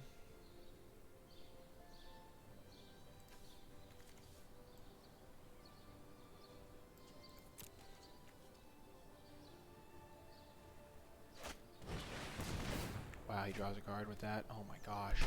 How did I not draw a single elemental in 4 draw steps? No, I'm kidding. That's perfectly reasonable to not draw 4. To not draw one in like 4 draw steps. I'm actually not being sarcastic at all. It's like just something that happens. I don't know how many elementals I have, but it's like statistically likely to not. The only thing that I know for sure is that I'm going to draw one this turn.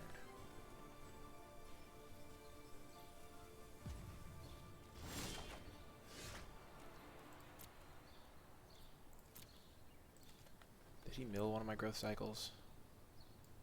He did not.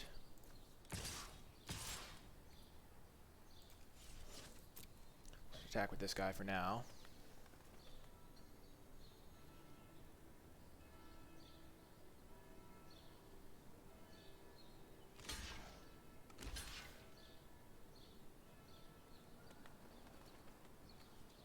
+3/+3, so it's going to be 7.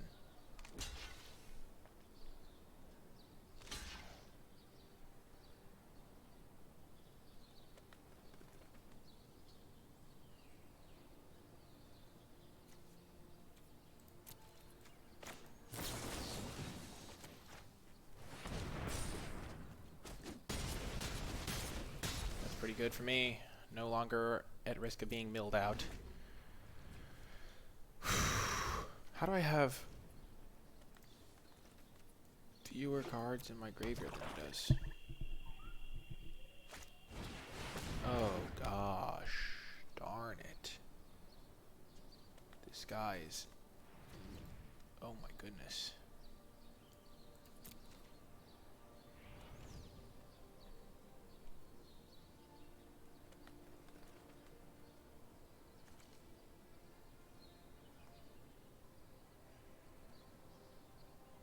Pulse of Marasa.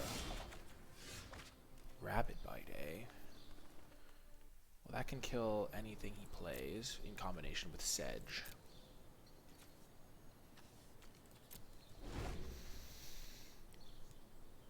So he has 6, 7, 8, 9. How many lands are in his graveyard? None. So 8 of his remaining cards are lands.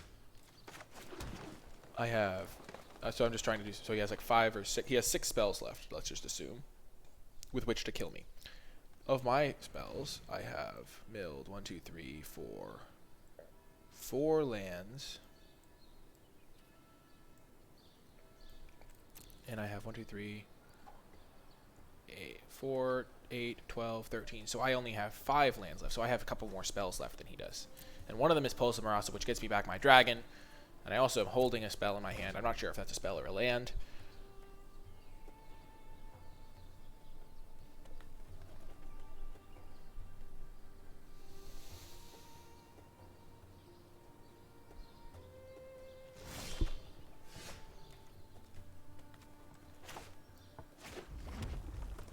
Just get this Thicket Crasher out there.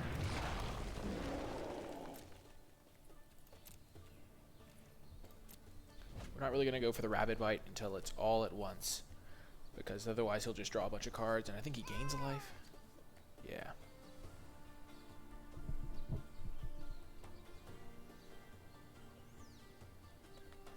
He also decks first somehow, despite the fact that he milled me for like 6.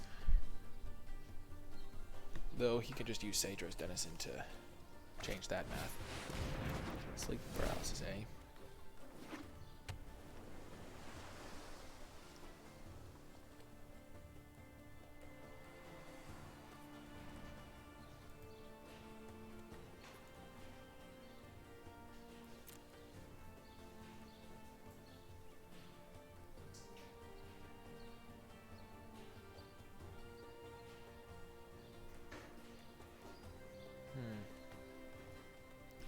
I wonder if my opponent has a way to punch through the board while not dying on the crackback.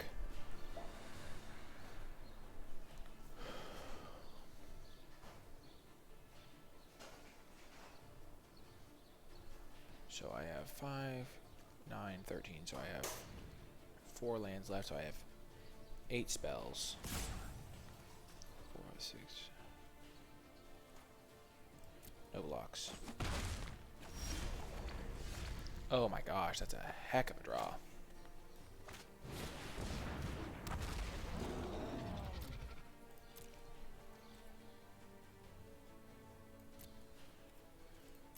Because now we can kill Wilderness Moldervine Reclamation and also just be bigger than all of his guys.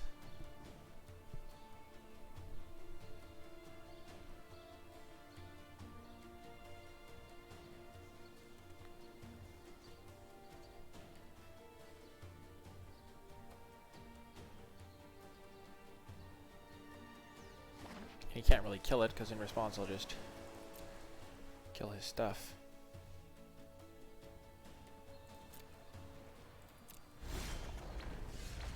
Oh, yes. Okay, I'm going to definitely keep that as a surprise attack. Because now if I draw another elemental, I can... I have to play this after any other elemental, but I can, like, ambush him. He has 9 cards left. And he has 8, 11. Presumably, of his 9, 11 cards, 6 of them are lands, which means he has 5 spells left with which to kill me. But it doesn't look like he can do that. I don't know why he hasn't been chipping in, though.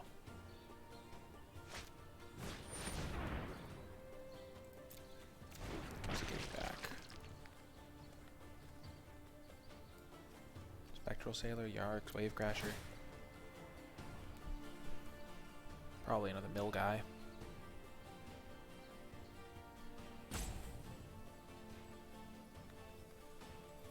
Is this optional draw card? No, it is not.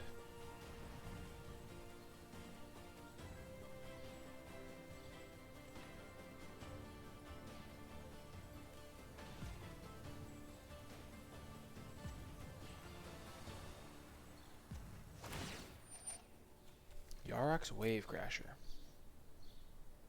That's bad for me. There goes my chances of not having him mill me to death. Because now he gets 2 more triggers out of his Sageros Denizen.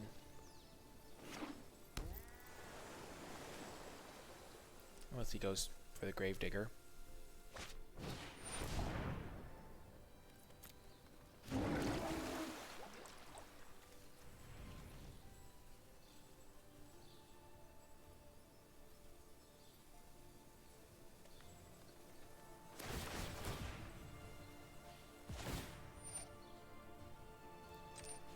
What's he gonna mill?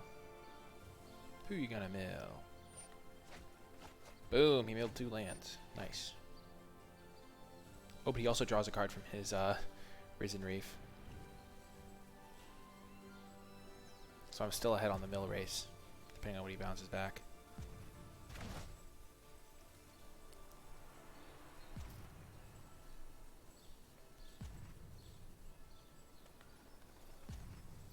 He's just checking his card to make sure it's to see if it's not optional.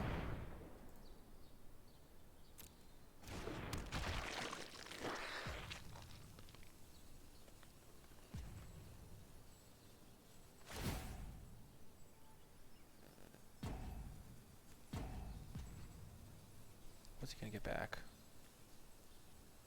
Probably a Sageros Denizen. This is time for a big top deck here.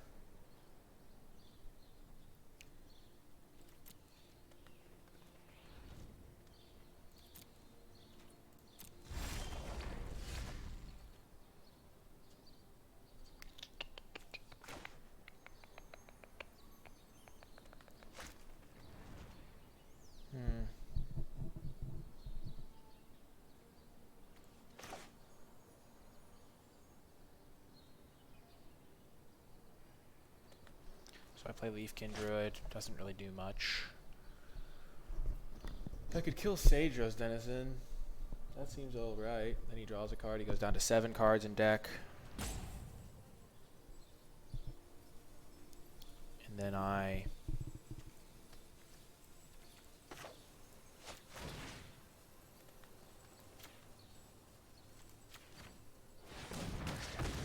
don't get milled for more.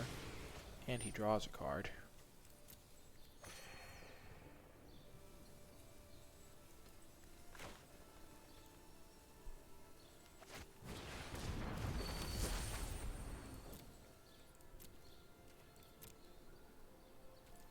Dang it, if only I still had my Chandra. Though I did use that one very quickly.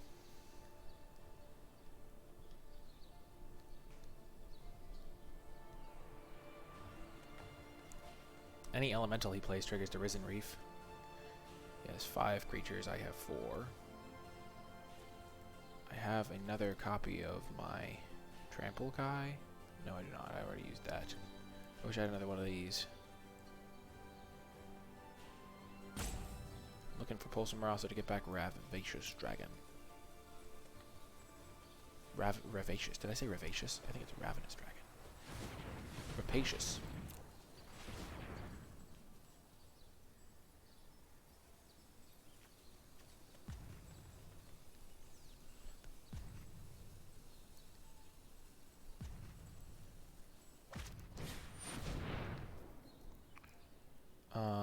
Okay.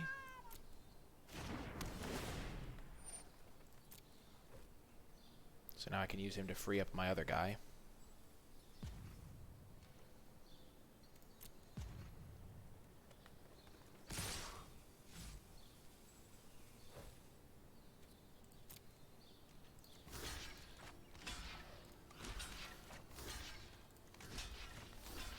Let's block like this. Maybe we can surprise attack him.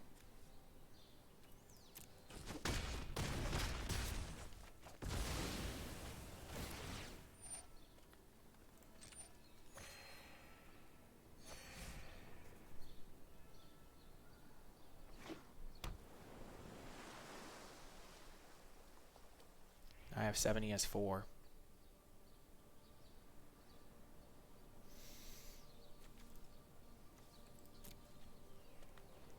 kind of crazy. So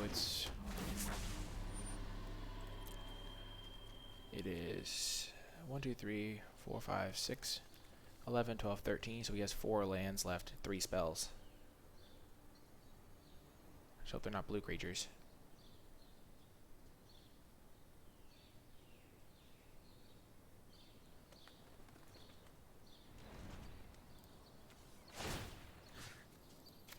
Let's kill the sleep paralysis on my Thicket Crasher.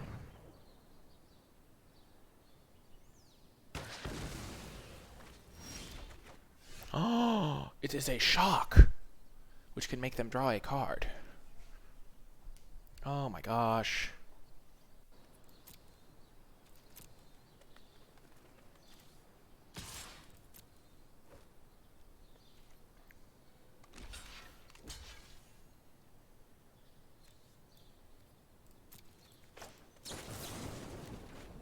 I'm fine doing this.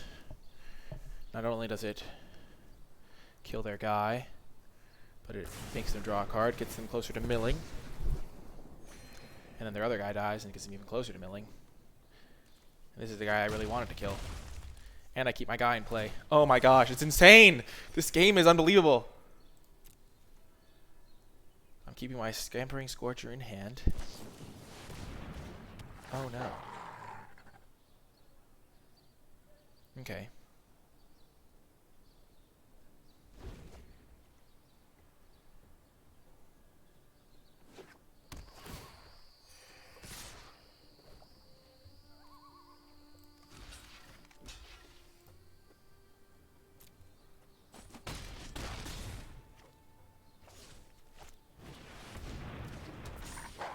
Wolves and werewolves get +1/+1. This guy's going to be great blockers, though.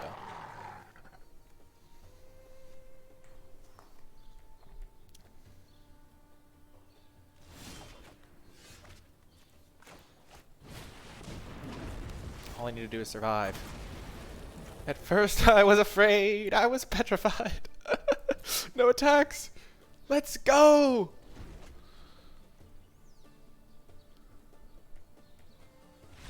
Yes! That was a sick victory, baby. Let's go. Oh, let's go. So much. Oh my gosh, that game was insane. That game was insane. What the heck? What the heck? How good is Feral Invocation here? Let's just bring in some number of those. Also, flying seemed good against him. Growth Cycle seems great. I don't know how good Sedge Scorpion is. They had a lot of like 1/1s. Though it's good on defense, so let's keep it in. I think we want to bring in some number of Ferals, because they didn't see any of them and they milled us quite a bit, so they won't play around it. Man. And also, instant speed stuff is better when they have so many enchantments and stuff. Let's get rid of... Pulse is going to be pretty good when they're milling us.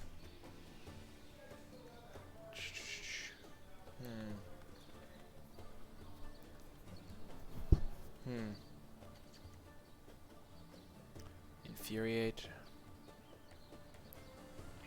Grip Scale. I think Feral Invocation, at least one copy is probably correct to bring in.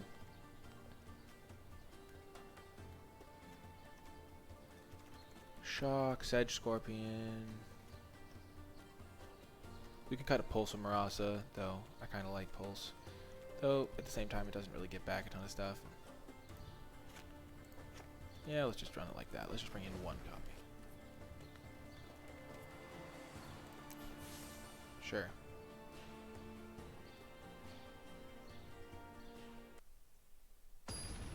That's cool. So we cut a Pulse of Marasa for a combat trick thing that kind of helps us out. A lot of his stuff is value based, so we kind of want to rush him down. I don't think we're going to be able to get a mill, beat him in a game like that again.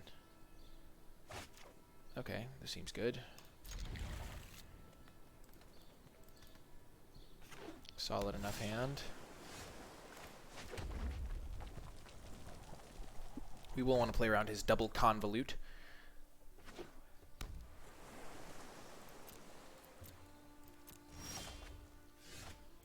That was not a good series of draws for us.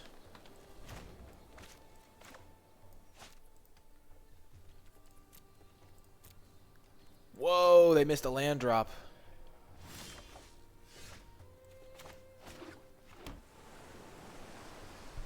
Oh man, if they miss another land drop, we'll just win. Oh man, they didn't. Sad day.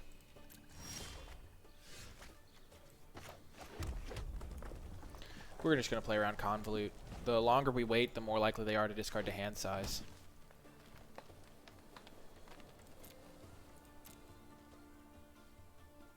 Because as soon as they miss a land drop, they're going to discard to hand size.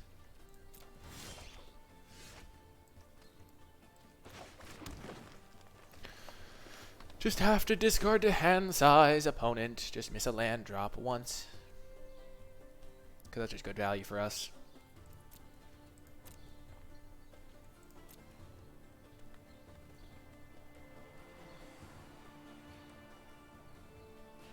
And soon we'll be able to play a 2-drop and not have it get convoluted.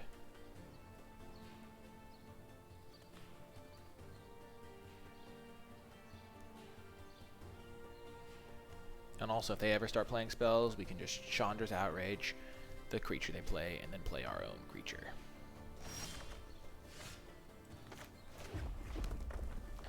This is the downside of relying on Convolute. Dang it, they hit their land drop.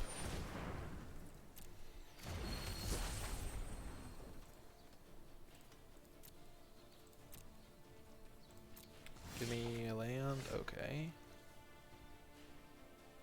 It's a little bit sad.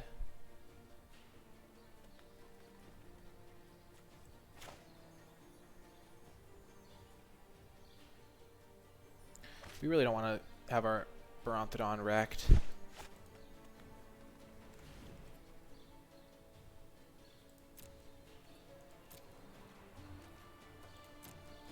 Let's just get rid of the growth cycle. We don't want to Chandra's Outrage this. We want to Chandra's Outrage their mill guy.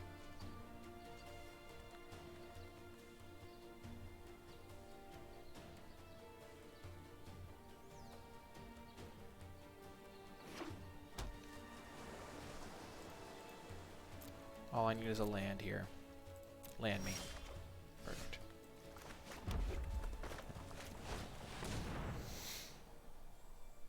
Oh, man. And now their decision paralyses are just complete garbage. They already discarded one, but we know they have a second one. And we get to hold up our second Chandra's Outrage. I mean, our first Chandra's Outrage. And this guy can start attacking soon.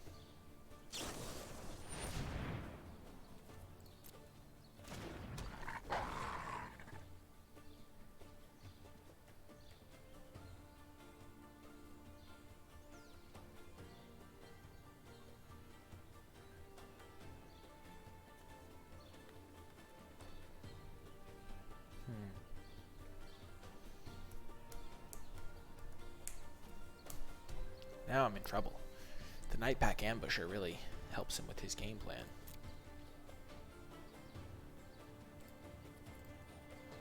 Stop on his second main phase.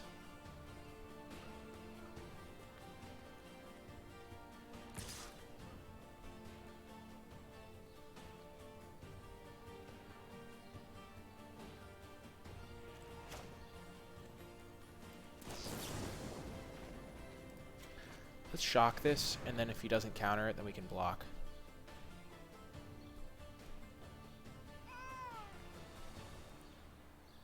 We'd much rather have this countered.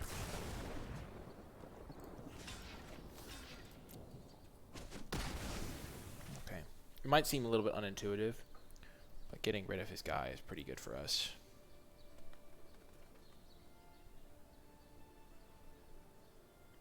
Because we kind of have to.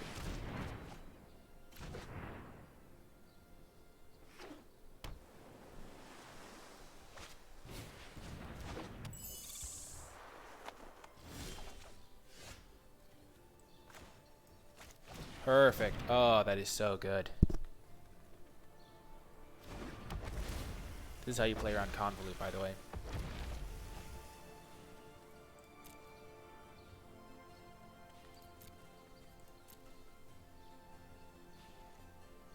Now every elemental we play We just had to get this thing to resolve.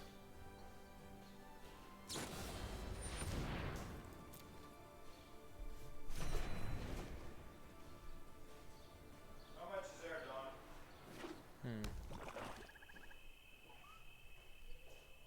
Don? This is an insane game.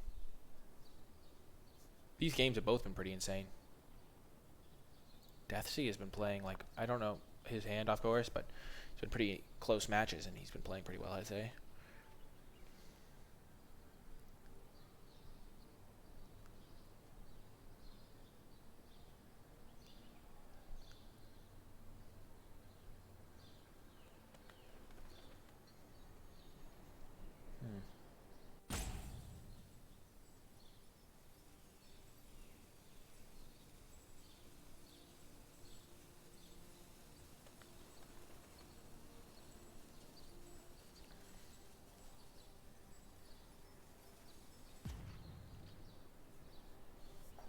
So we just need to draw one land.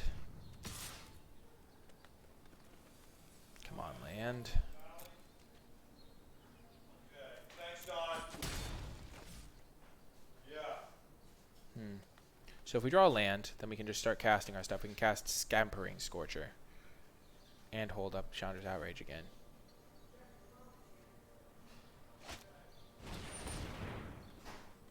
Rabbit Bite, eh? So he no longer has the green mana to cast Nightpack Ambusher. Let's get his counterspell out, I guess.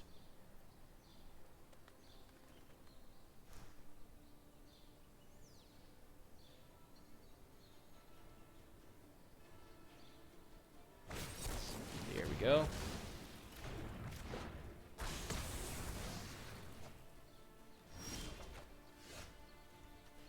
So 5. So this essentially costs 3.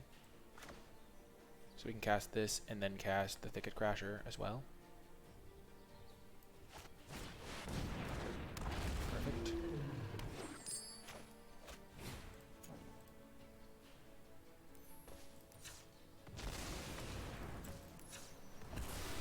Oh, yes. So now we've got some stuff in play. I wish we had this, because that would be really good with Scampering Scorcher.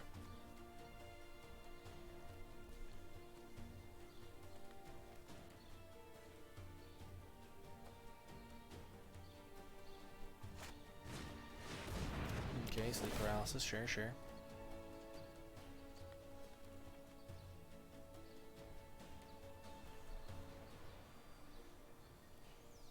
He has to cast this by using this.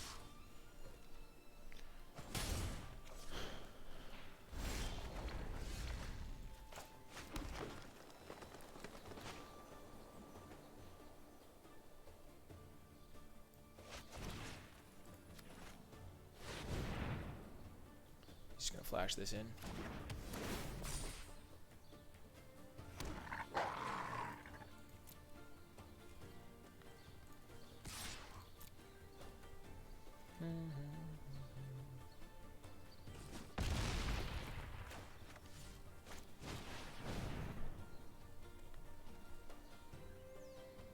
This has been a crazy game. I'm worried about this Nightpack Ambusher, though. I'm worried it's just going to take over.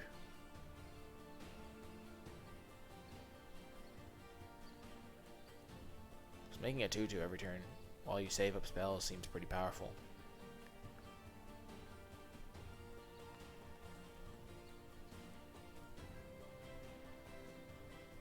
Might have been incorrect. I should have just let the Risen Reef die, maybe. I was not sure whether or not they would want to use their counterspell.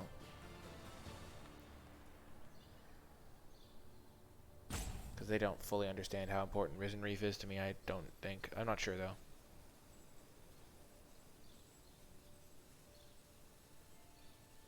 I do not know for sure.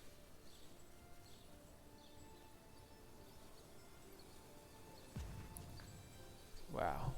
They'd have to decide whether or not to cast spells now. This game is really getting down to it. Oh, man.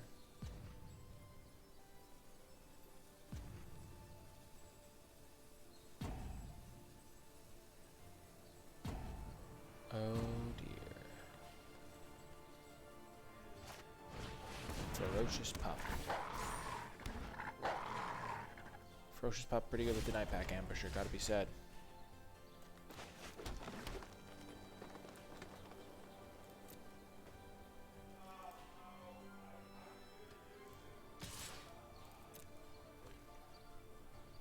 Let's go.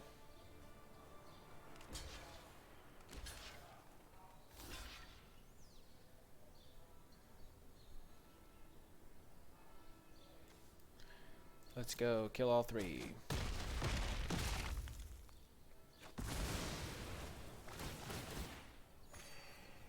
We want to get his board presence down because we are not in good shape.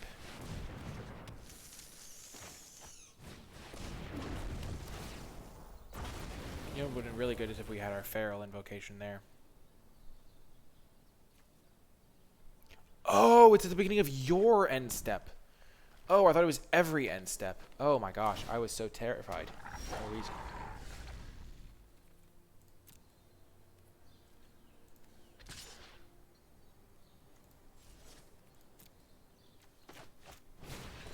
Oh man, I mean it's still good, but it means he can't cast a spell on his turn.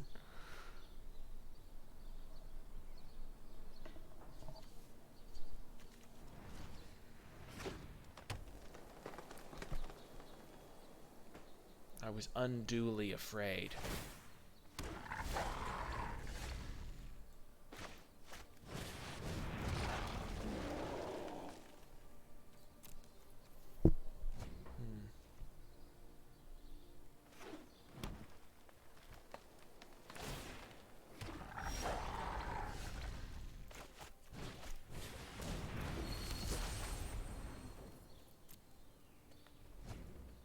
How did they get it back? Oh, they used Postal Marauder, right?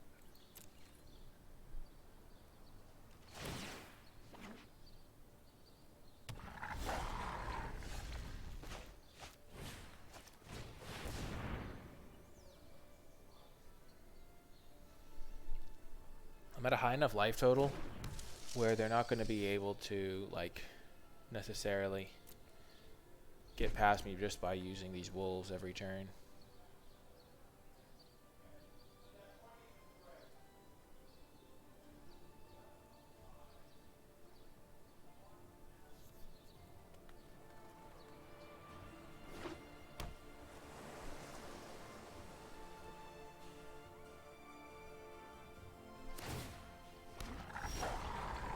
Okay.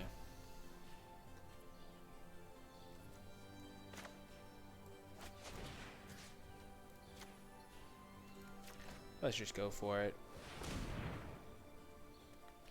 I don't know what's in his hand, but I feel like if he had removal, he would have used it on Mammoth Spiders so he could attack for like 20.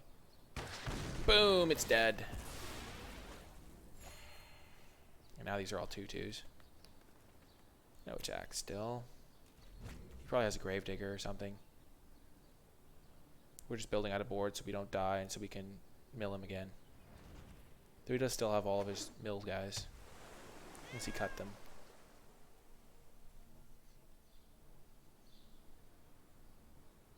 Because I don't think he had Pulse and Marasa before. But now he does. Pulse and Marasa and Convolute's a kind of nice combo. We played around that Convolute for so long. And it's just unfortunate that he drew a couple lands in a row, because if he hadn't drawn a land, he would have had to discard to hand size, but he drew like 3 in a row or something. It happens, though. I mean, he didn't drew 3 in a row. He drew like 1 in a row, and then he drew 2 in a row or something. He drew 1, and then he missed 1. See, this is where seasonal growth is horrific, because he only has 8 cards in his deck. 10 cards in his deck. Oh, you got it. Oh, man. He had the Gravedigger the whole time. It's all coming together. It's all coming together.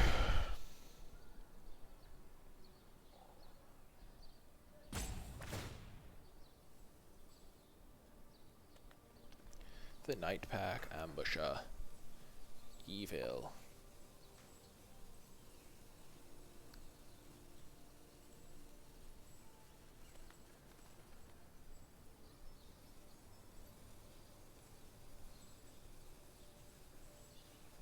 I wonder if my opponent will be able to kill me. I have a lot of blockers. I have 4, 8, 10 blockers. 2 of which are big enough to just eat the wolves.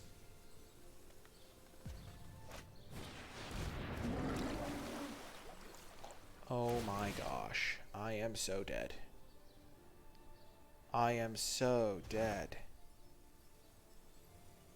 That is brutal. That is a not nice combo.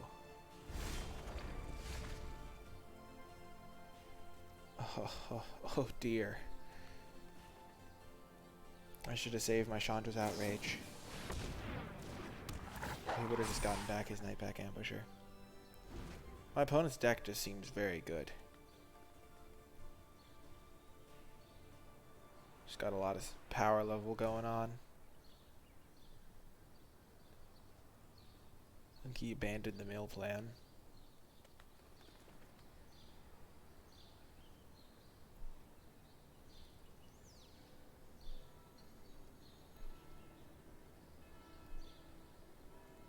Huh. I wonder, so if he does Alpha Strike, he's gonna have to draw like 6 cards, say, and then he'll die. So he's gonna have to Alpha Strike me in like 1 turn.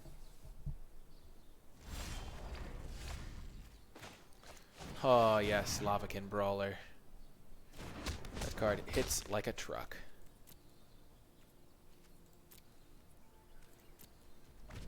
So I have 1, 2, 3, 4, 5, 6, 7 elementals, so it hits for 9.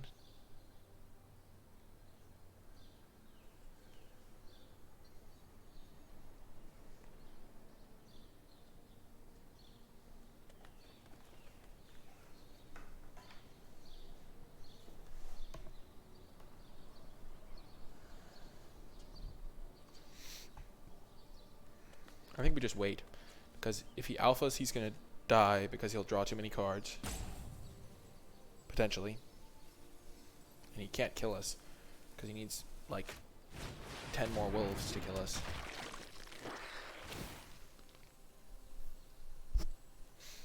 Maybe another other Scampering guy. It's going to come down to whether or not we draw Scampering Scorcher, I think. Because if we draw a Scampering Scorcher, we'll have 3 more blockers.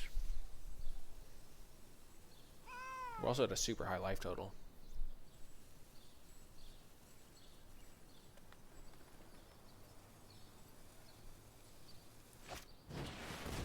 Looks like he cut all 3 of his middle guys. We want to start saving up our timer things, because blocking could be a real hassle.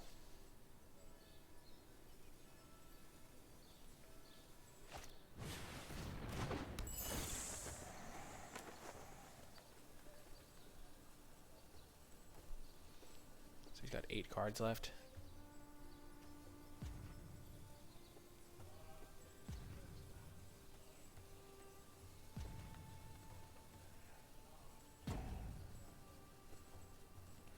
This guy goes here. No, this guy goes here.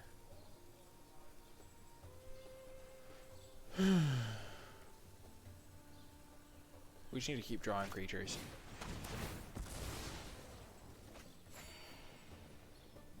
Oh, that's not cool, bro. Sad day. I wish that was a Pulse of Marasa. Gotta be said.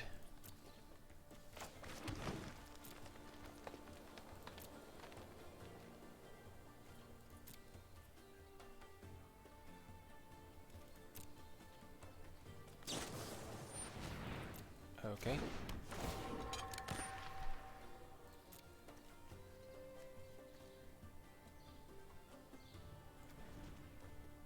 I foresaw this game playing out slightly differently than it ended up playing out. So I don't think Feral Invocation is necessarily where we want to be. Yikes. I just want to draw my second Discamperer. Yeah, so many ways to get that back.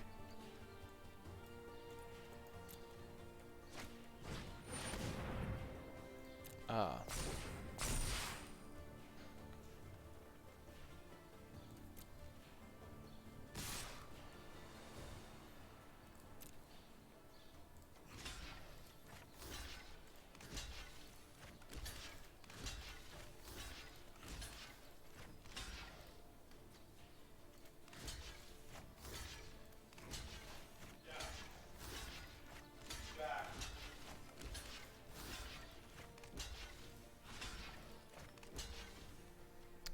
So we're just blocking maximum.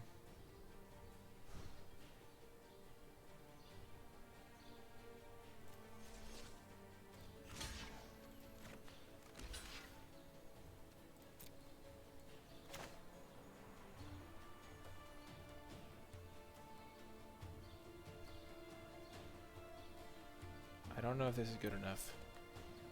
I don't think it is.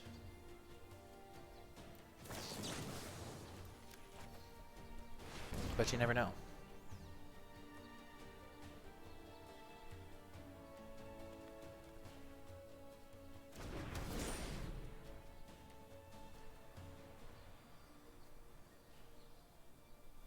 I don't even think I killed enough of his creatures to deck anything because... Yeah, I died. Yeah, that was not particularly close. Dead. Okay. So we can't win a long drawn-out game, clearly. He changed his strategy.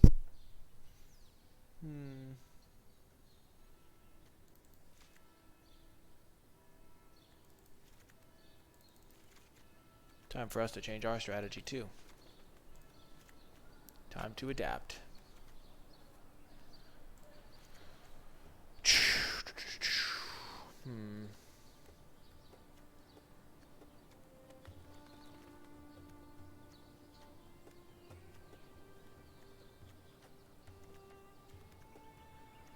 Sedge Scorpion has not seemed good. It's just not going to be attacking ever. I need to be able to attack him.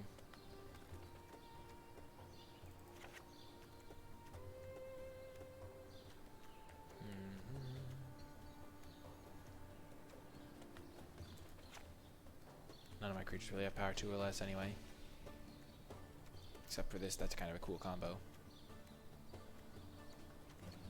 Mammoth Spider is more of a defensive option.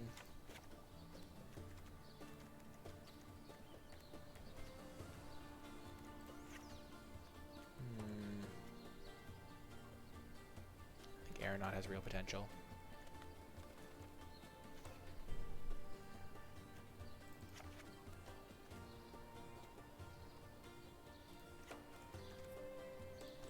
Let's just do it like that. Kind of add some more attacking stuff. While not cutting any of our insane cards. Just think Mammoth Spider's kind of too slow. We just lose the drawn out game, but now we know that.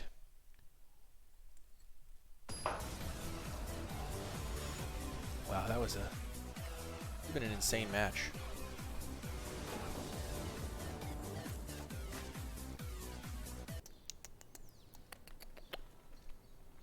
Oh man, can we keep this hand? I don't think so. Just didn't have the mana. We'll keep this one though.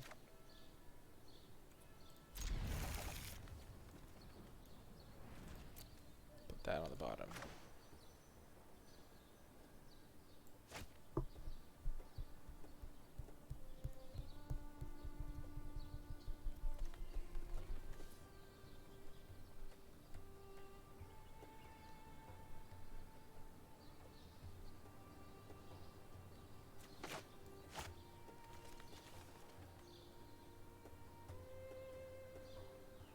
Where did my opponent go? Oh, he also mulliganed. Let's hope I can draw more lands than he can. Booyah. First one is a success. Just one more land. So all I have is 4 drops. Which plays perfectly into Convolute. Oh no. Oh dear. Well, that's a catastrophe. This is like constructed.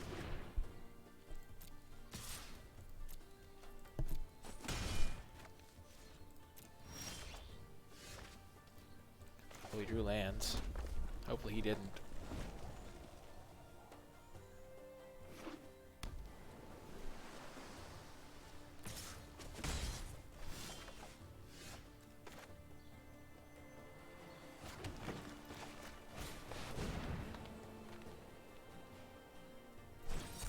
Never doubted you for an instant, opponent. Why wouldn't you draw Convolute in the extreme late game when it's useless? You probably actually did.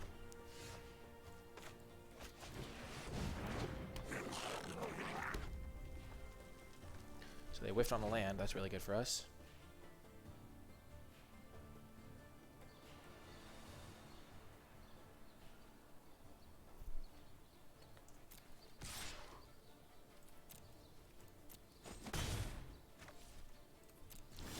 Let's go for it, boys.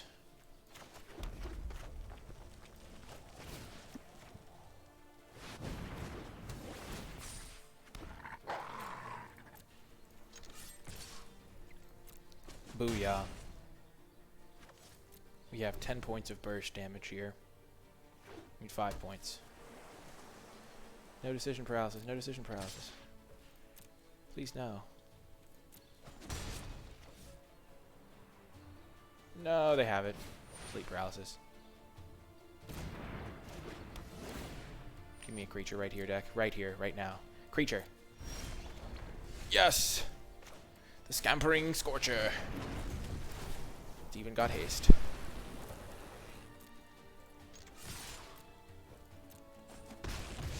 My opponent is dead next turn, but they don't know it.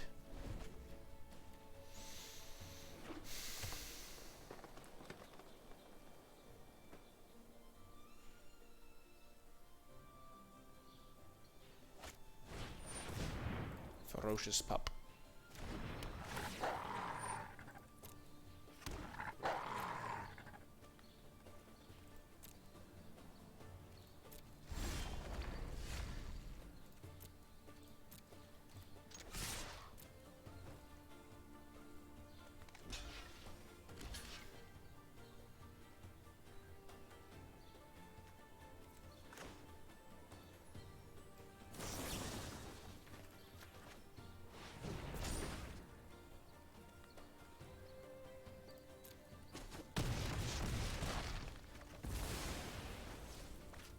Barbican Brawler.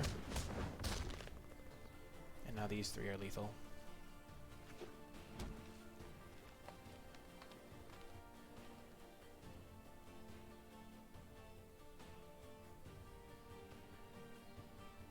Maybe my opponent's color screwed on black mana. I mean, they are color screwed on black mana.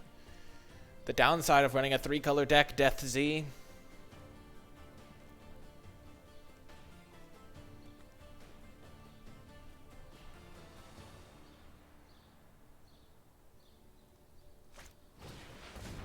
Oh, goodness.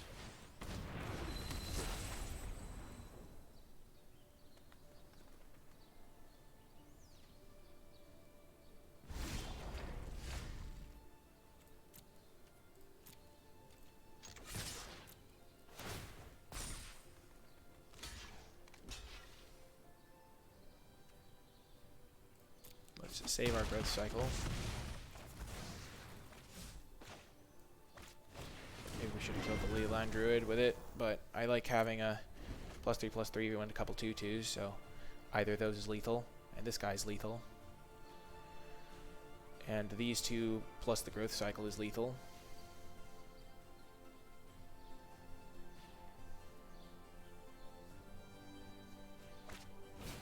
Risen Reef, sure. Oh my gosh, I think we got this! Woo! Siding into our aggressive strategy, the Dagger Sail. Infuriate. Oh my gosh, I think we got there. Savages, savages, barely even human. Drive them to our shore. I don't know why that song came to my head. Probably because Risen Reef has a beachfront on it. I'm just imagining him as an invader. That's a song from Pocahontas, by the way. It's weird. Okay. Okay, I think we might have got this. Unless he chump blocks with everything.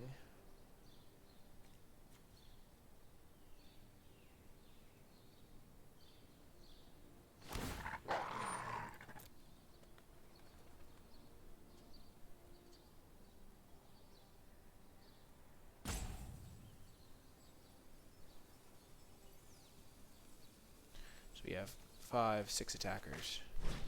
4 attackers. Oh my gosh. Oh my goodness.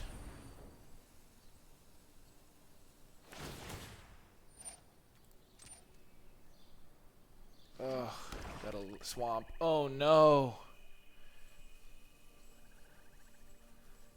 Oh my gosh, now I just need a shock. Come on, shock. Right off the top of the old deck, maybe. Or another Infuriate. Oh no, I only brought in 1 Infuriate.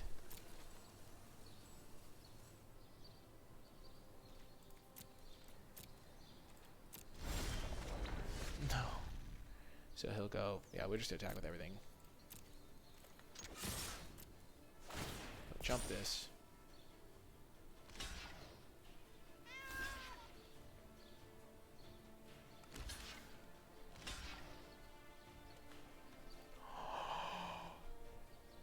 Crossing my fingers. Please. Please. Please. Hold. Yes. Oh. Yes. Woo. Ha. Yes. Oh, man. What a game. We got there. Eking over the finish line just before stabilization. Oh, my goodness. That's insane. Holy. Oh, my gosh. Deathsy. Deathsy. Deathsy. You did it. I'm so proud of you. I'm proud of me too, Sparky. I am proud of me too.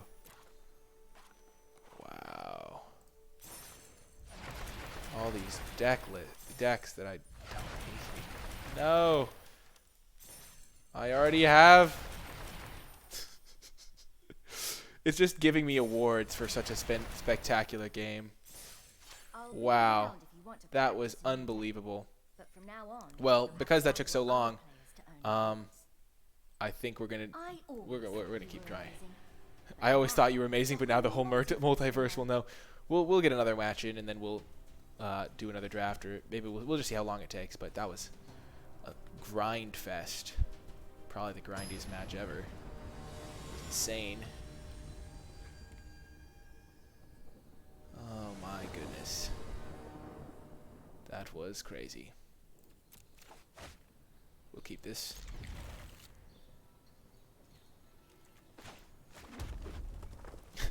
Oh my gosh, I can't believe we won that.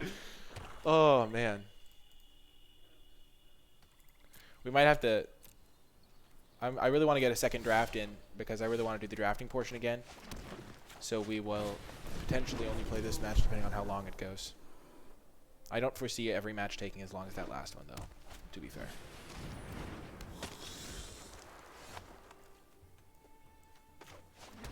Let us shock this thing and then attack. There's a consideration to playing the Scampering Scorcher, but then we don't have a 4-drop anyway. So, and he'll be able to attack us attack in.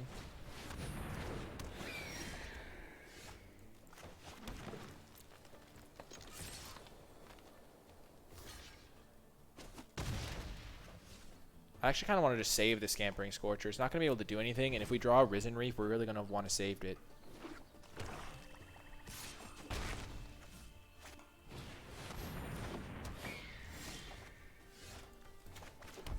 Like, it's just such a potent combination.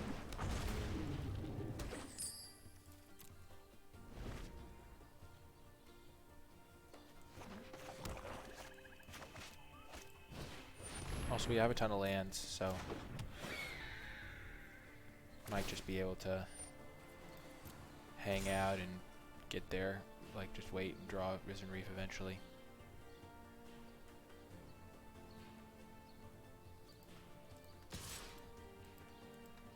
What's that little glowing thing?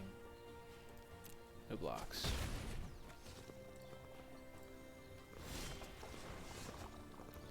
That's a growth cycle.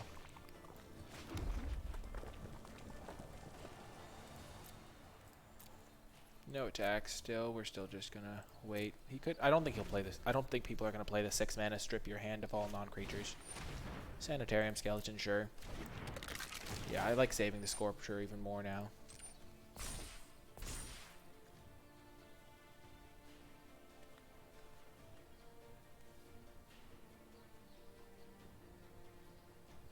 The fact that this can trigger multiple times is pretty great. Oh dear. That is bad. Bad, bad, bad.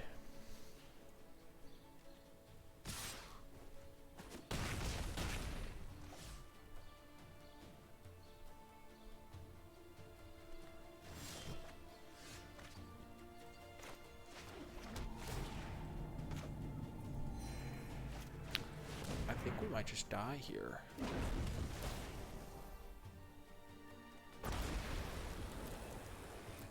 Playing it now because, oh my gosh, why would Auto Tapper do me dirty like that?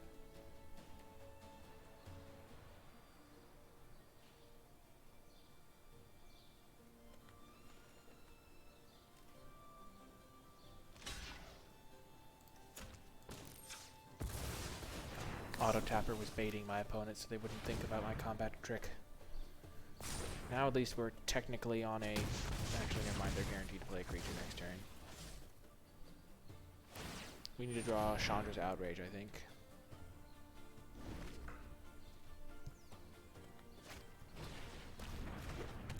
Do we have any plummets? Maybe.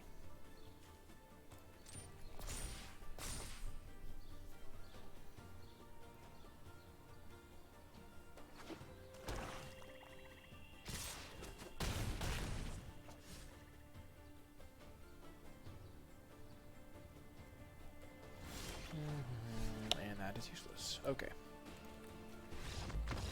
So, let us try and sideboard.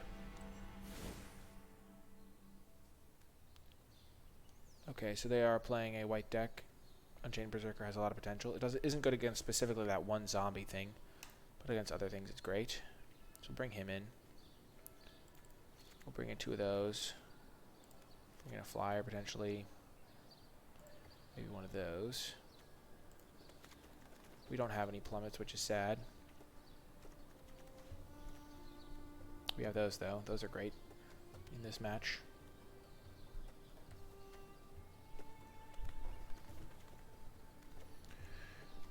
Cut a pulse.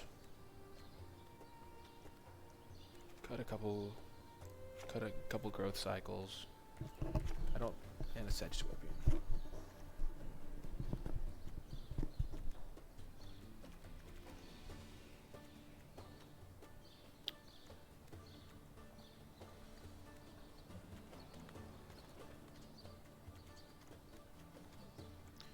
Okay, let's try it.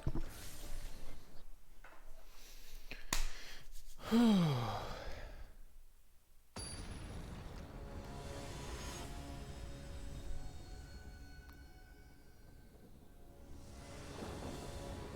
go first. Solid enough hand.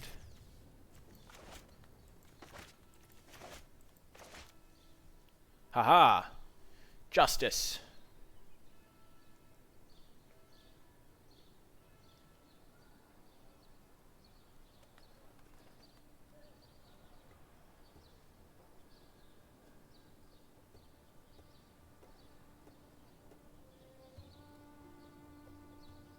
I don't know what this is from. It's kind of irritating, though. Let's play with our little elemental cat. How do I pet him?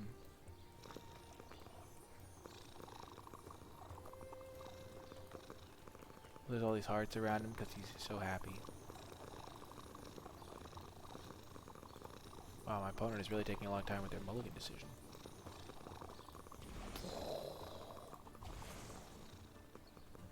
Pretty cool elemental cat, not gonna lie. I like it a lot. I'm glad that he has his 1-drop. Actually, I'm not glad at all, but, you know. Sometimes you lie in order to keep people happy. I don't know. We'll figure it out. Forest? Oh. Scuttlemutt.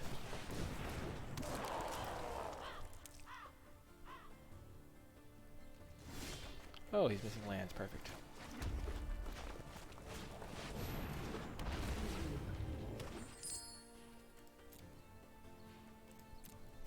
And then next turn we can double spell.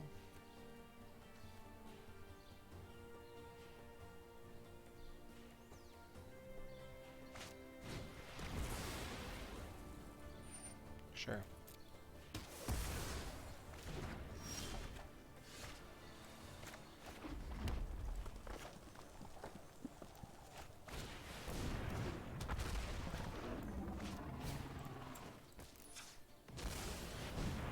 He only has 1 land. We should be able to take this game, especially if he doesn't draw a land this turn. I jinxed myself. The classic. Check yourself before you wreck yourself.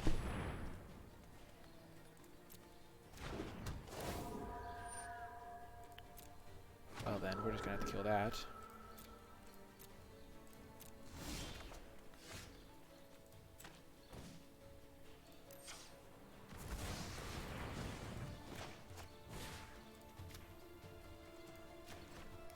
Kill that thing.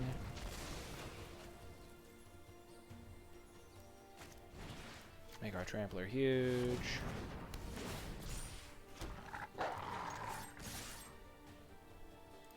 Attack.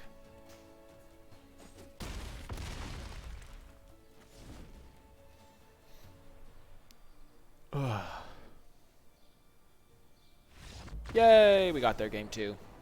To be fair, his draw was terrible. But, you know, such is life. Happy days. Okie doke.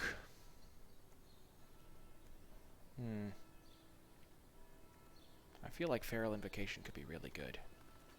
And Shock might be lackluster in this matchup. Though it does kill that thing that we just killed. Leafkin, Rabid Bite. We've only drawn Chandra one time, I think.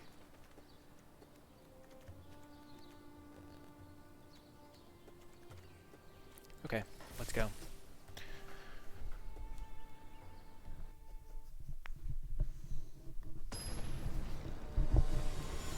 Man, these have been some close matches we've played. I mean, this one has not been super close so far, but it's all going to game 3. Keeping this hand. You gotta be kidding. Turn 1 skeleton every game is so dumb. It's so good against my Scampering Scorchers. Well, that's good for us. Oh, yes. Value.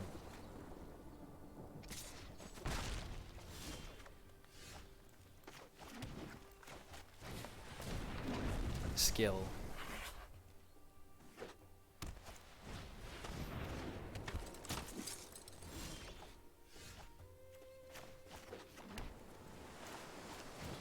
We'll just play the Scampering Scorcher.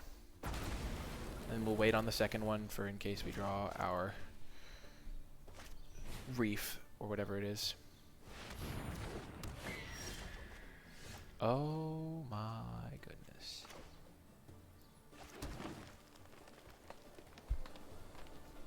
Oh gosh.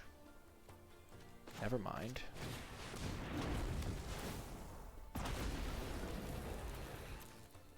So now we have 4, 5, 6, 7 elementals.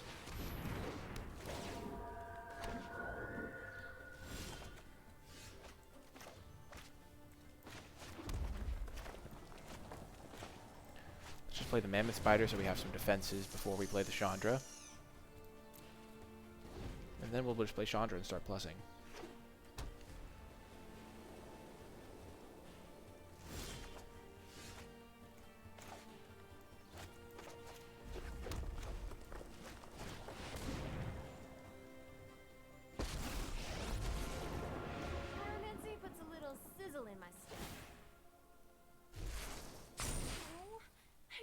Hug all those fire critters. So I have 7.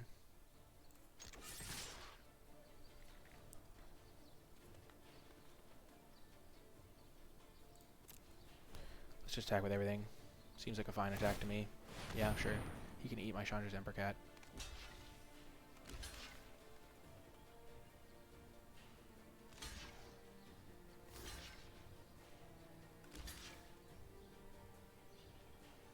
Because next turn Chandra's going to eat this thing anyway.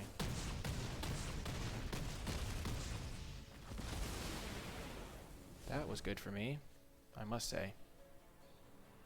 That's probably the best Chandra I've ever seen.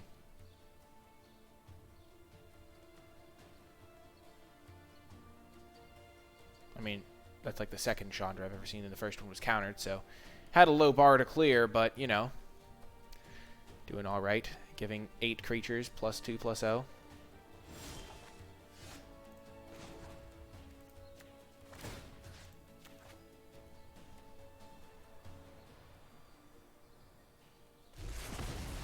Hold on. I'm going to try something new. Wow, this is going pretty well, I would say. And Chandra can do 4 damage to my opponent. Oh my gosh, he's returning this skeleton. It's just too slow. If he'd had double black, he could have maybe done a little more with it.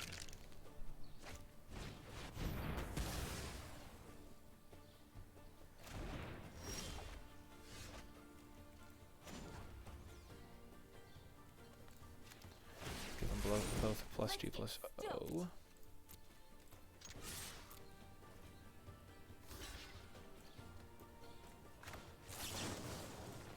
Put my opponent to 1. This way the Chandra's just lethal. I don't think there's a way to kill a Planeswalker. Only 4. Good game, mate.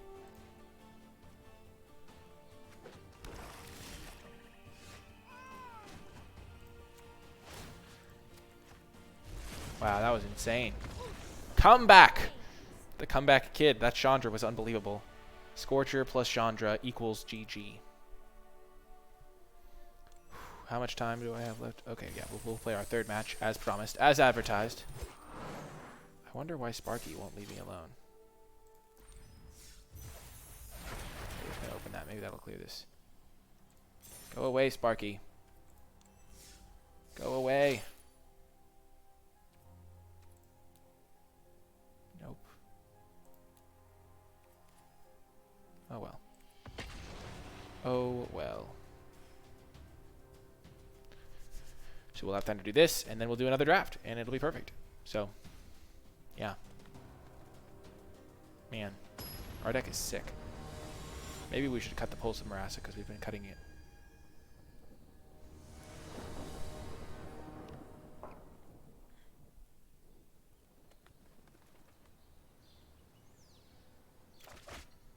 This is a solid hand.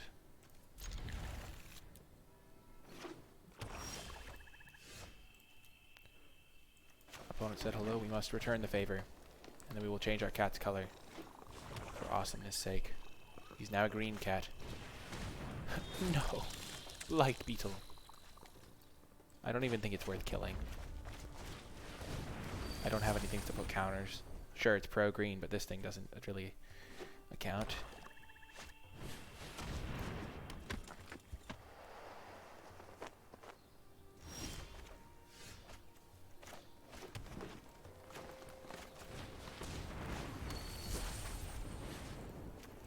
Kill the Audacious Thief. That is how it must be.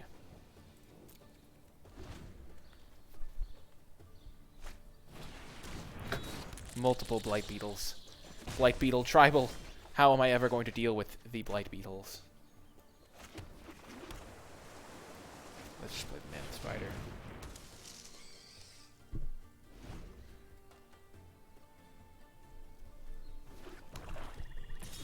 My opponent mono black. I mean, I think he's probably just mana screwed.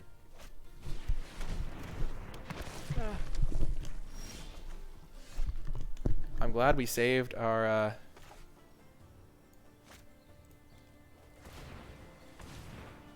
Scampering Scorcher. We are about to get quite a bit of value.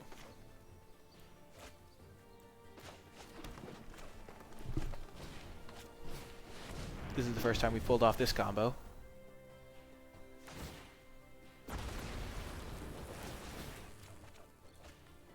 No big deal. We'll take action. No big deal. Just drawing more cards. Oh my gosh, that's unreal.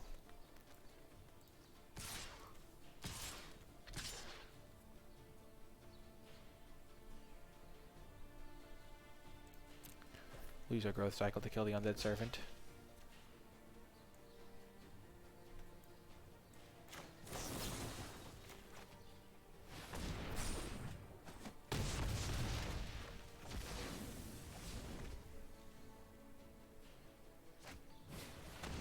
Oh no.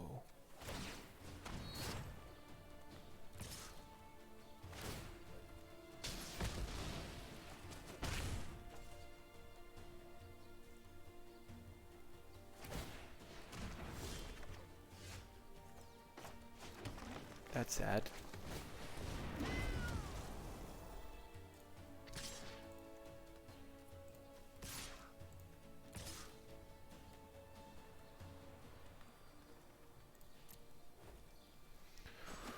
Okay. So if he equips it or he wants to go to attacks,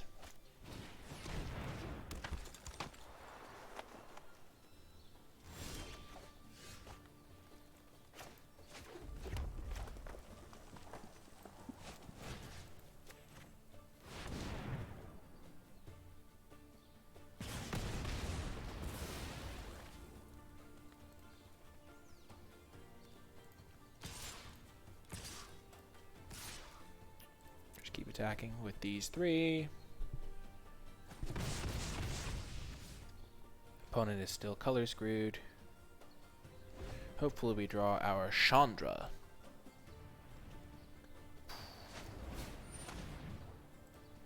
Sad day.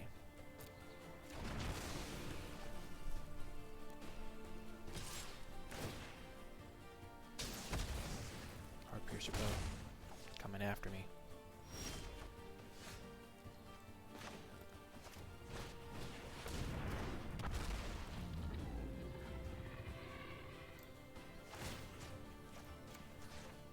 I think it's worth killing the Heart Piercer Bow with the Brontodon because the Brontodon can't attack past Blight Beetles anyway.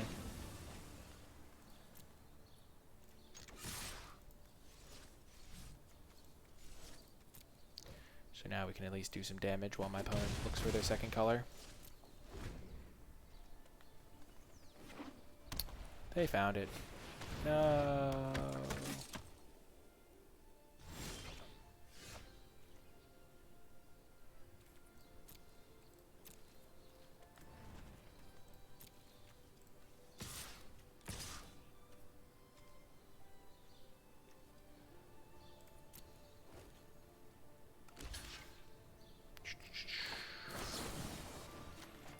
We'll just give the +5/+5. I know it might be better to try and go for lethal, but it's not going to be. It's better to just kill this guy, I think. Angel of Vitality. Well, that's a good draw. What can we get back? Oh, we can get back Risen Reef. Perfect.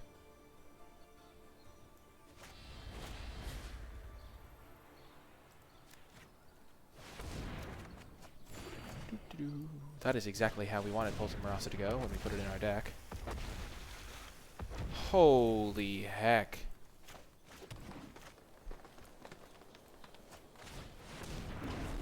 Use the value now. We did it twice in one game.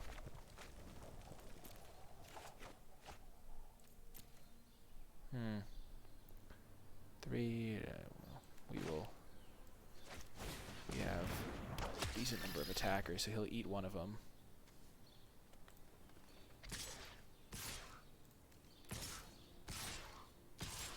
And take 4. Sure, we'll trade one guy for 4 damage, especially at these life totals.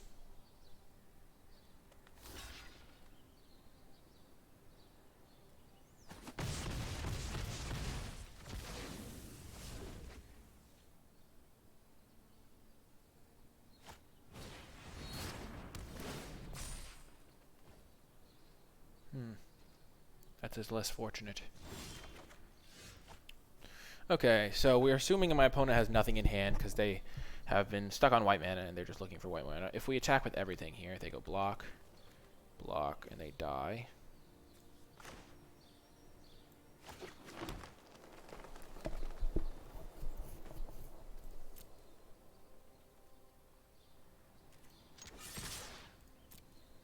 Sure.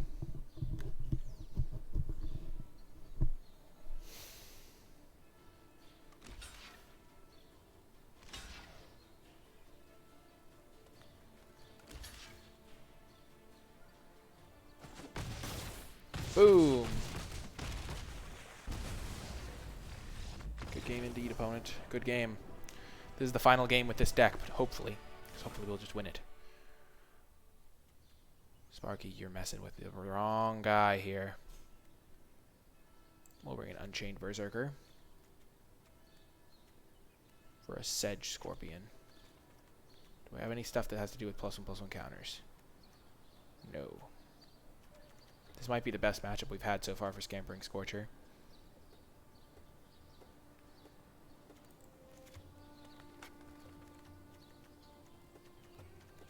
I don't know if we need Feral Invocation. Let's go! Oh, man. We could go perfect record with this deck. 3-0. We've also played some just insane matches. That first match was unbelievable. All 3 games. I mean, the first game was... Yeah, all 3 of those games were actually crazy. Oh, man. Let's go. Unchained Berserker! Pro white. Oh, my opponent played a white card. And it's not even a good white card. Why would you play this card, opponent? It's so bad. This Sparky thing is really bothering me. I know it's probably bothering you guys. I don't know how to get rid of it, though.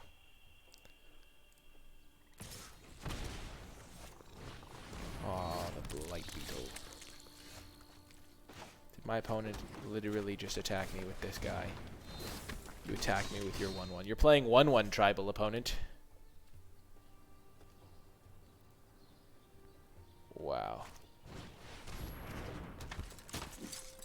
Haha. Justice is served. So do we want to kill something with that? Let's just play this guy. And then we could trade off these two. Let's just shock the Blight Beetle and then attack with the Unchained Berserker.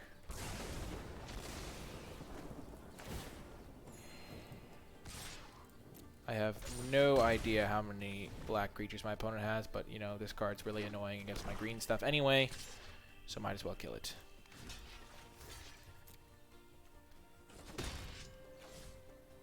I forgot that he had played a land this turn, or I probably wouldn't have blocked because of Fathom Fleet Cutthroat. Okay, so our pro-white guy is still a beast. So,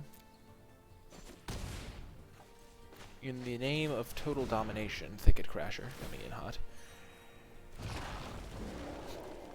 So we'll just kill all of my opponent's non-white creatures, and then just win with our 3/1. Sounds like a good plan to me.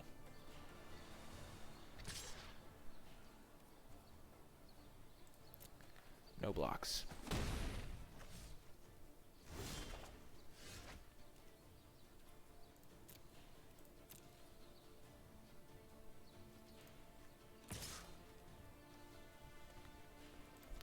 So my opponent blocks here and puts the counter there. We can then kill that creature. Oh, shoot, I forgot I had a mana dork. Whoops.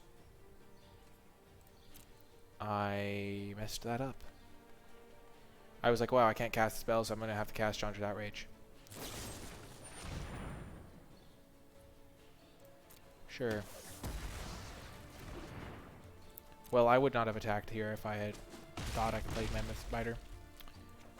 Whoops. Well, at least my opponent had to use Murder on my my 2-drop. And they do have this complete useless card there. Oh.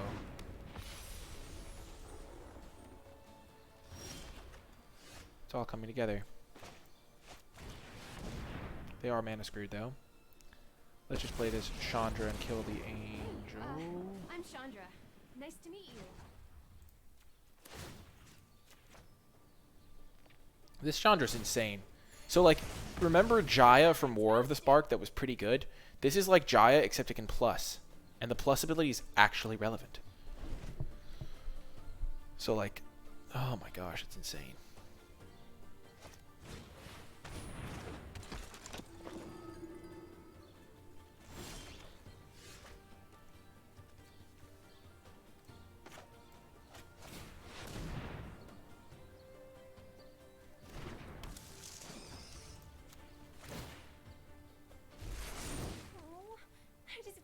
All those fire We'll just hold back with our 2 guys.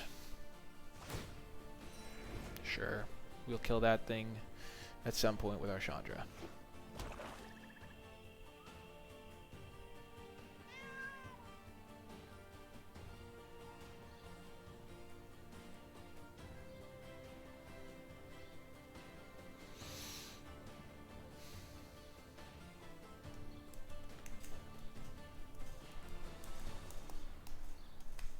At some point, we can even use Chandra's mana ability.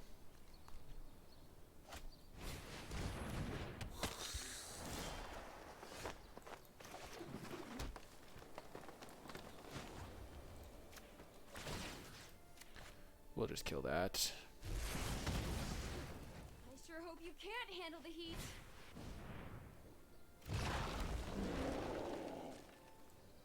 Is it worth killing the Moorland Inquisitor? Feels kind of like it is. Because Moorland Inquisitor is going to be a pain because Thicket Crasher can't attack past it.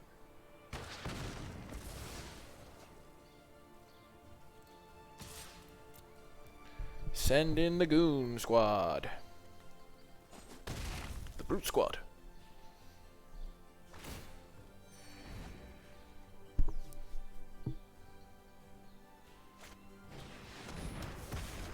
I'm glad we used Chandra while we could.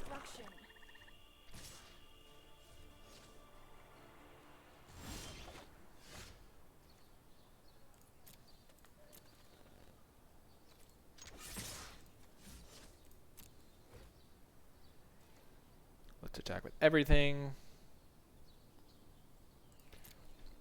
It's worth attacking with everything because even if he attacks back with this, it's a 2-point life swing, whereas hitting for 3 is a 3-point life swing.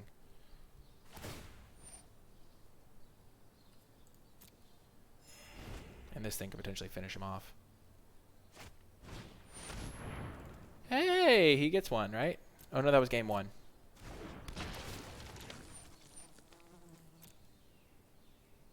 Never mind, he does not get anything.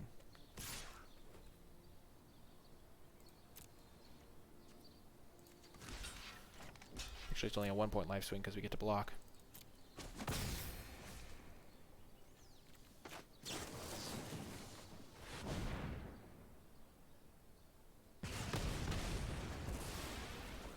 Now my opponent has to block, and that is why we plotted that on the end step so that our Scampering Scorcher could be lethal. Don't think it actually is lethal. Actually, it is lethal. Boom! Played, outsmarted. Actually, not outsmarted, just he didn't draw very well, I don't think. Also, he had some bad cards in the deck. But still, that is exactly how we wanted to finish things up. The perfect 3-0 record. We only have a little bit left in the time to do a draft, so we're going to do another draft, and that's why I'm going to end this run. But if you did make it all the way till the end of the video, type hashtag elemental power in the comment section down below, or hashtag perfect elemental, because we got 3-0 with the elementals. I really do hope you enjoyed the video. I was trying to go super in-depth so you could understand all the cards. Let me know if you did enjoy that. Hit that thumbs up button if you want to see more content. If the video gets to 50 thumbs up, I'll post another video tomorrow. Also, if you would like to further support the channel, be sure to subscribe. And finally, if you do want to support the channel even further, if you want to become one of the most loyal followers, be sure to check out the Patreon for the channel, patreon.com/NicolaiBolas. I do thank all of my patrons, and if you pledge at a certain tier, you even get thanked in the credits. So thank you so much to all of my patrons at the Eternal of Bolas tier for your support. I truly appreciate it, and thank you so much. I really hope you enjoyed the video. Thanks again to Wizards of the Coast for sponsoring it, and I will talk to you in my next one.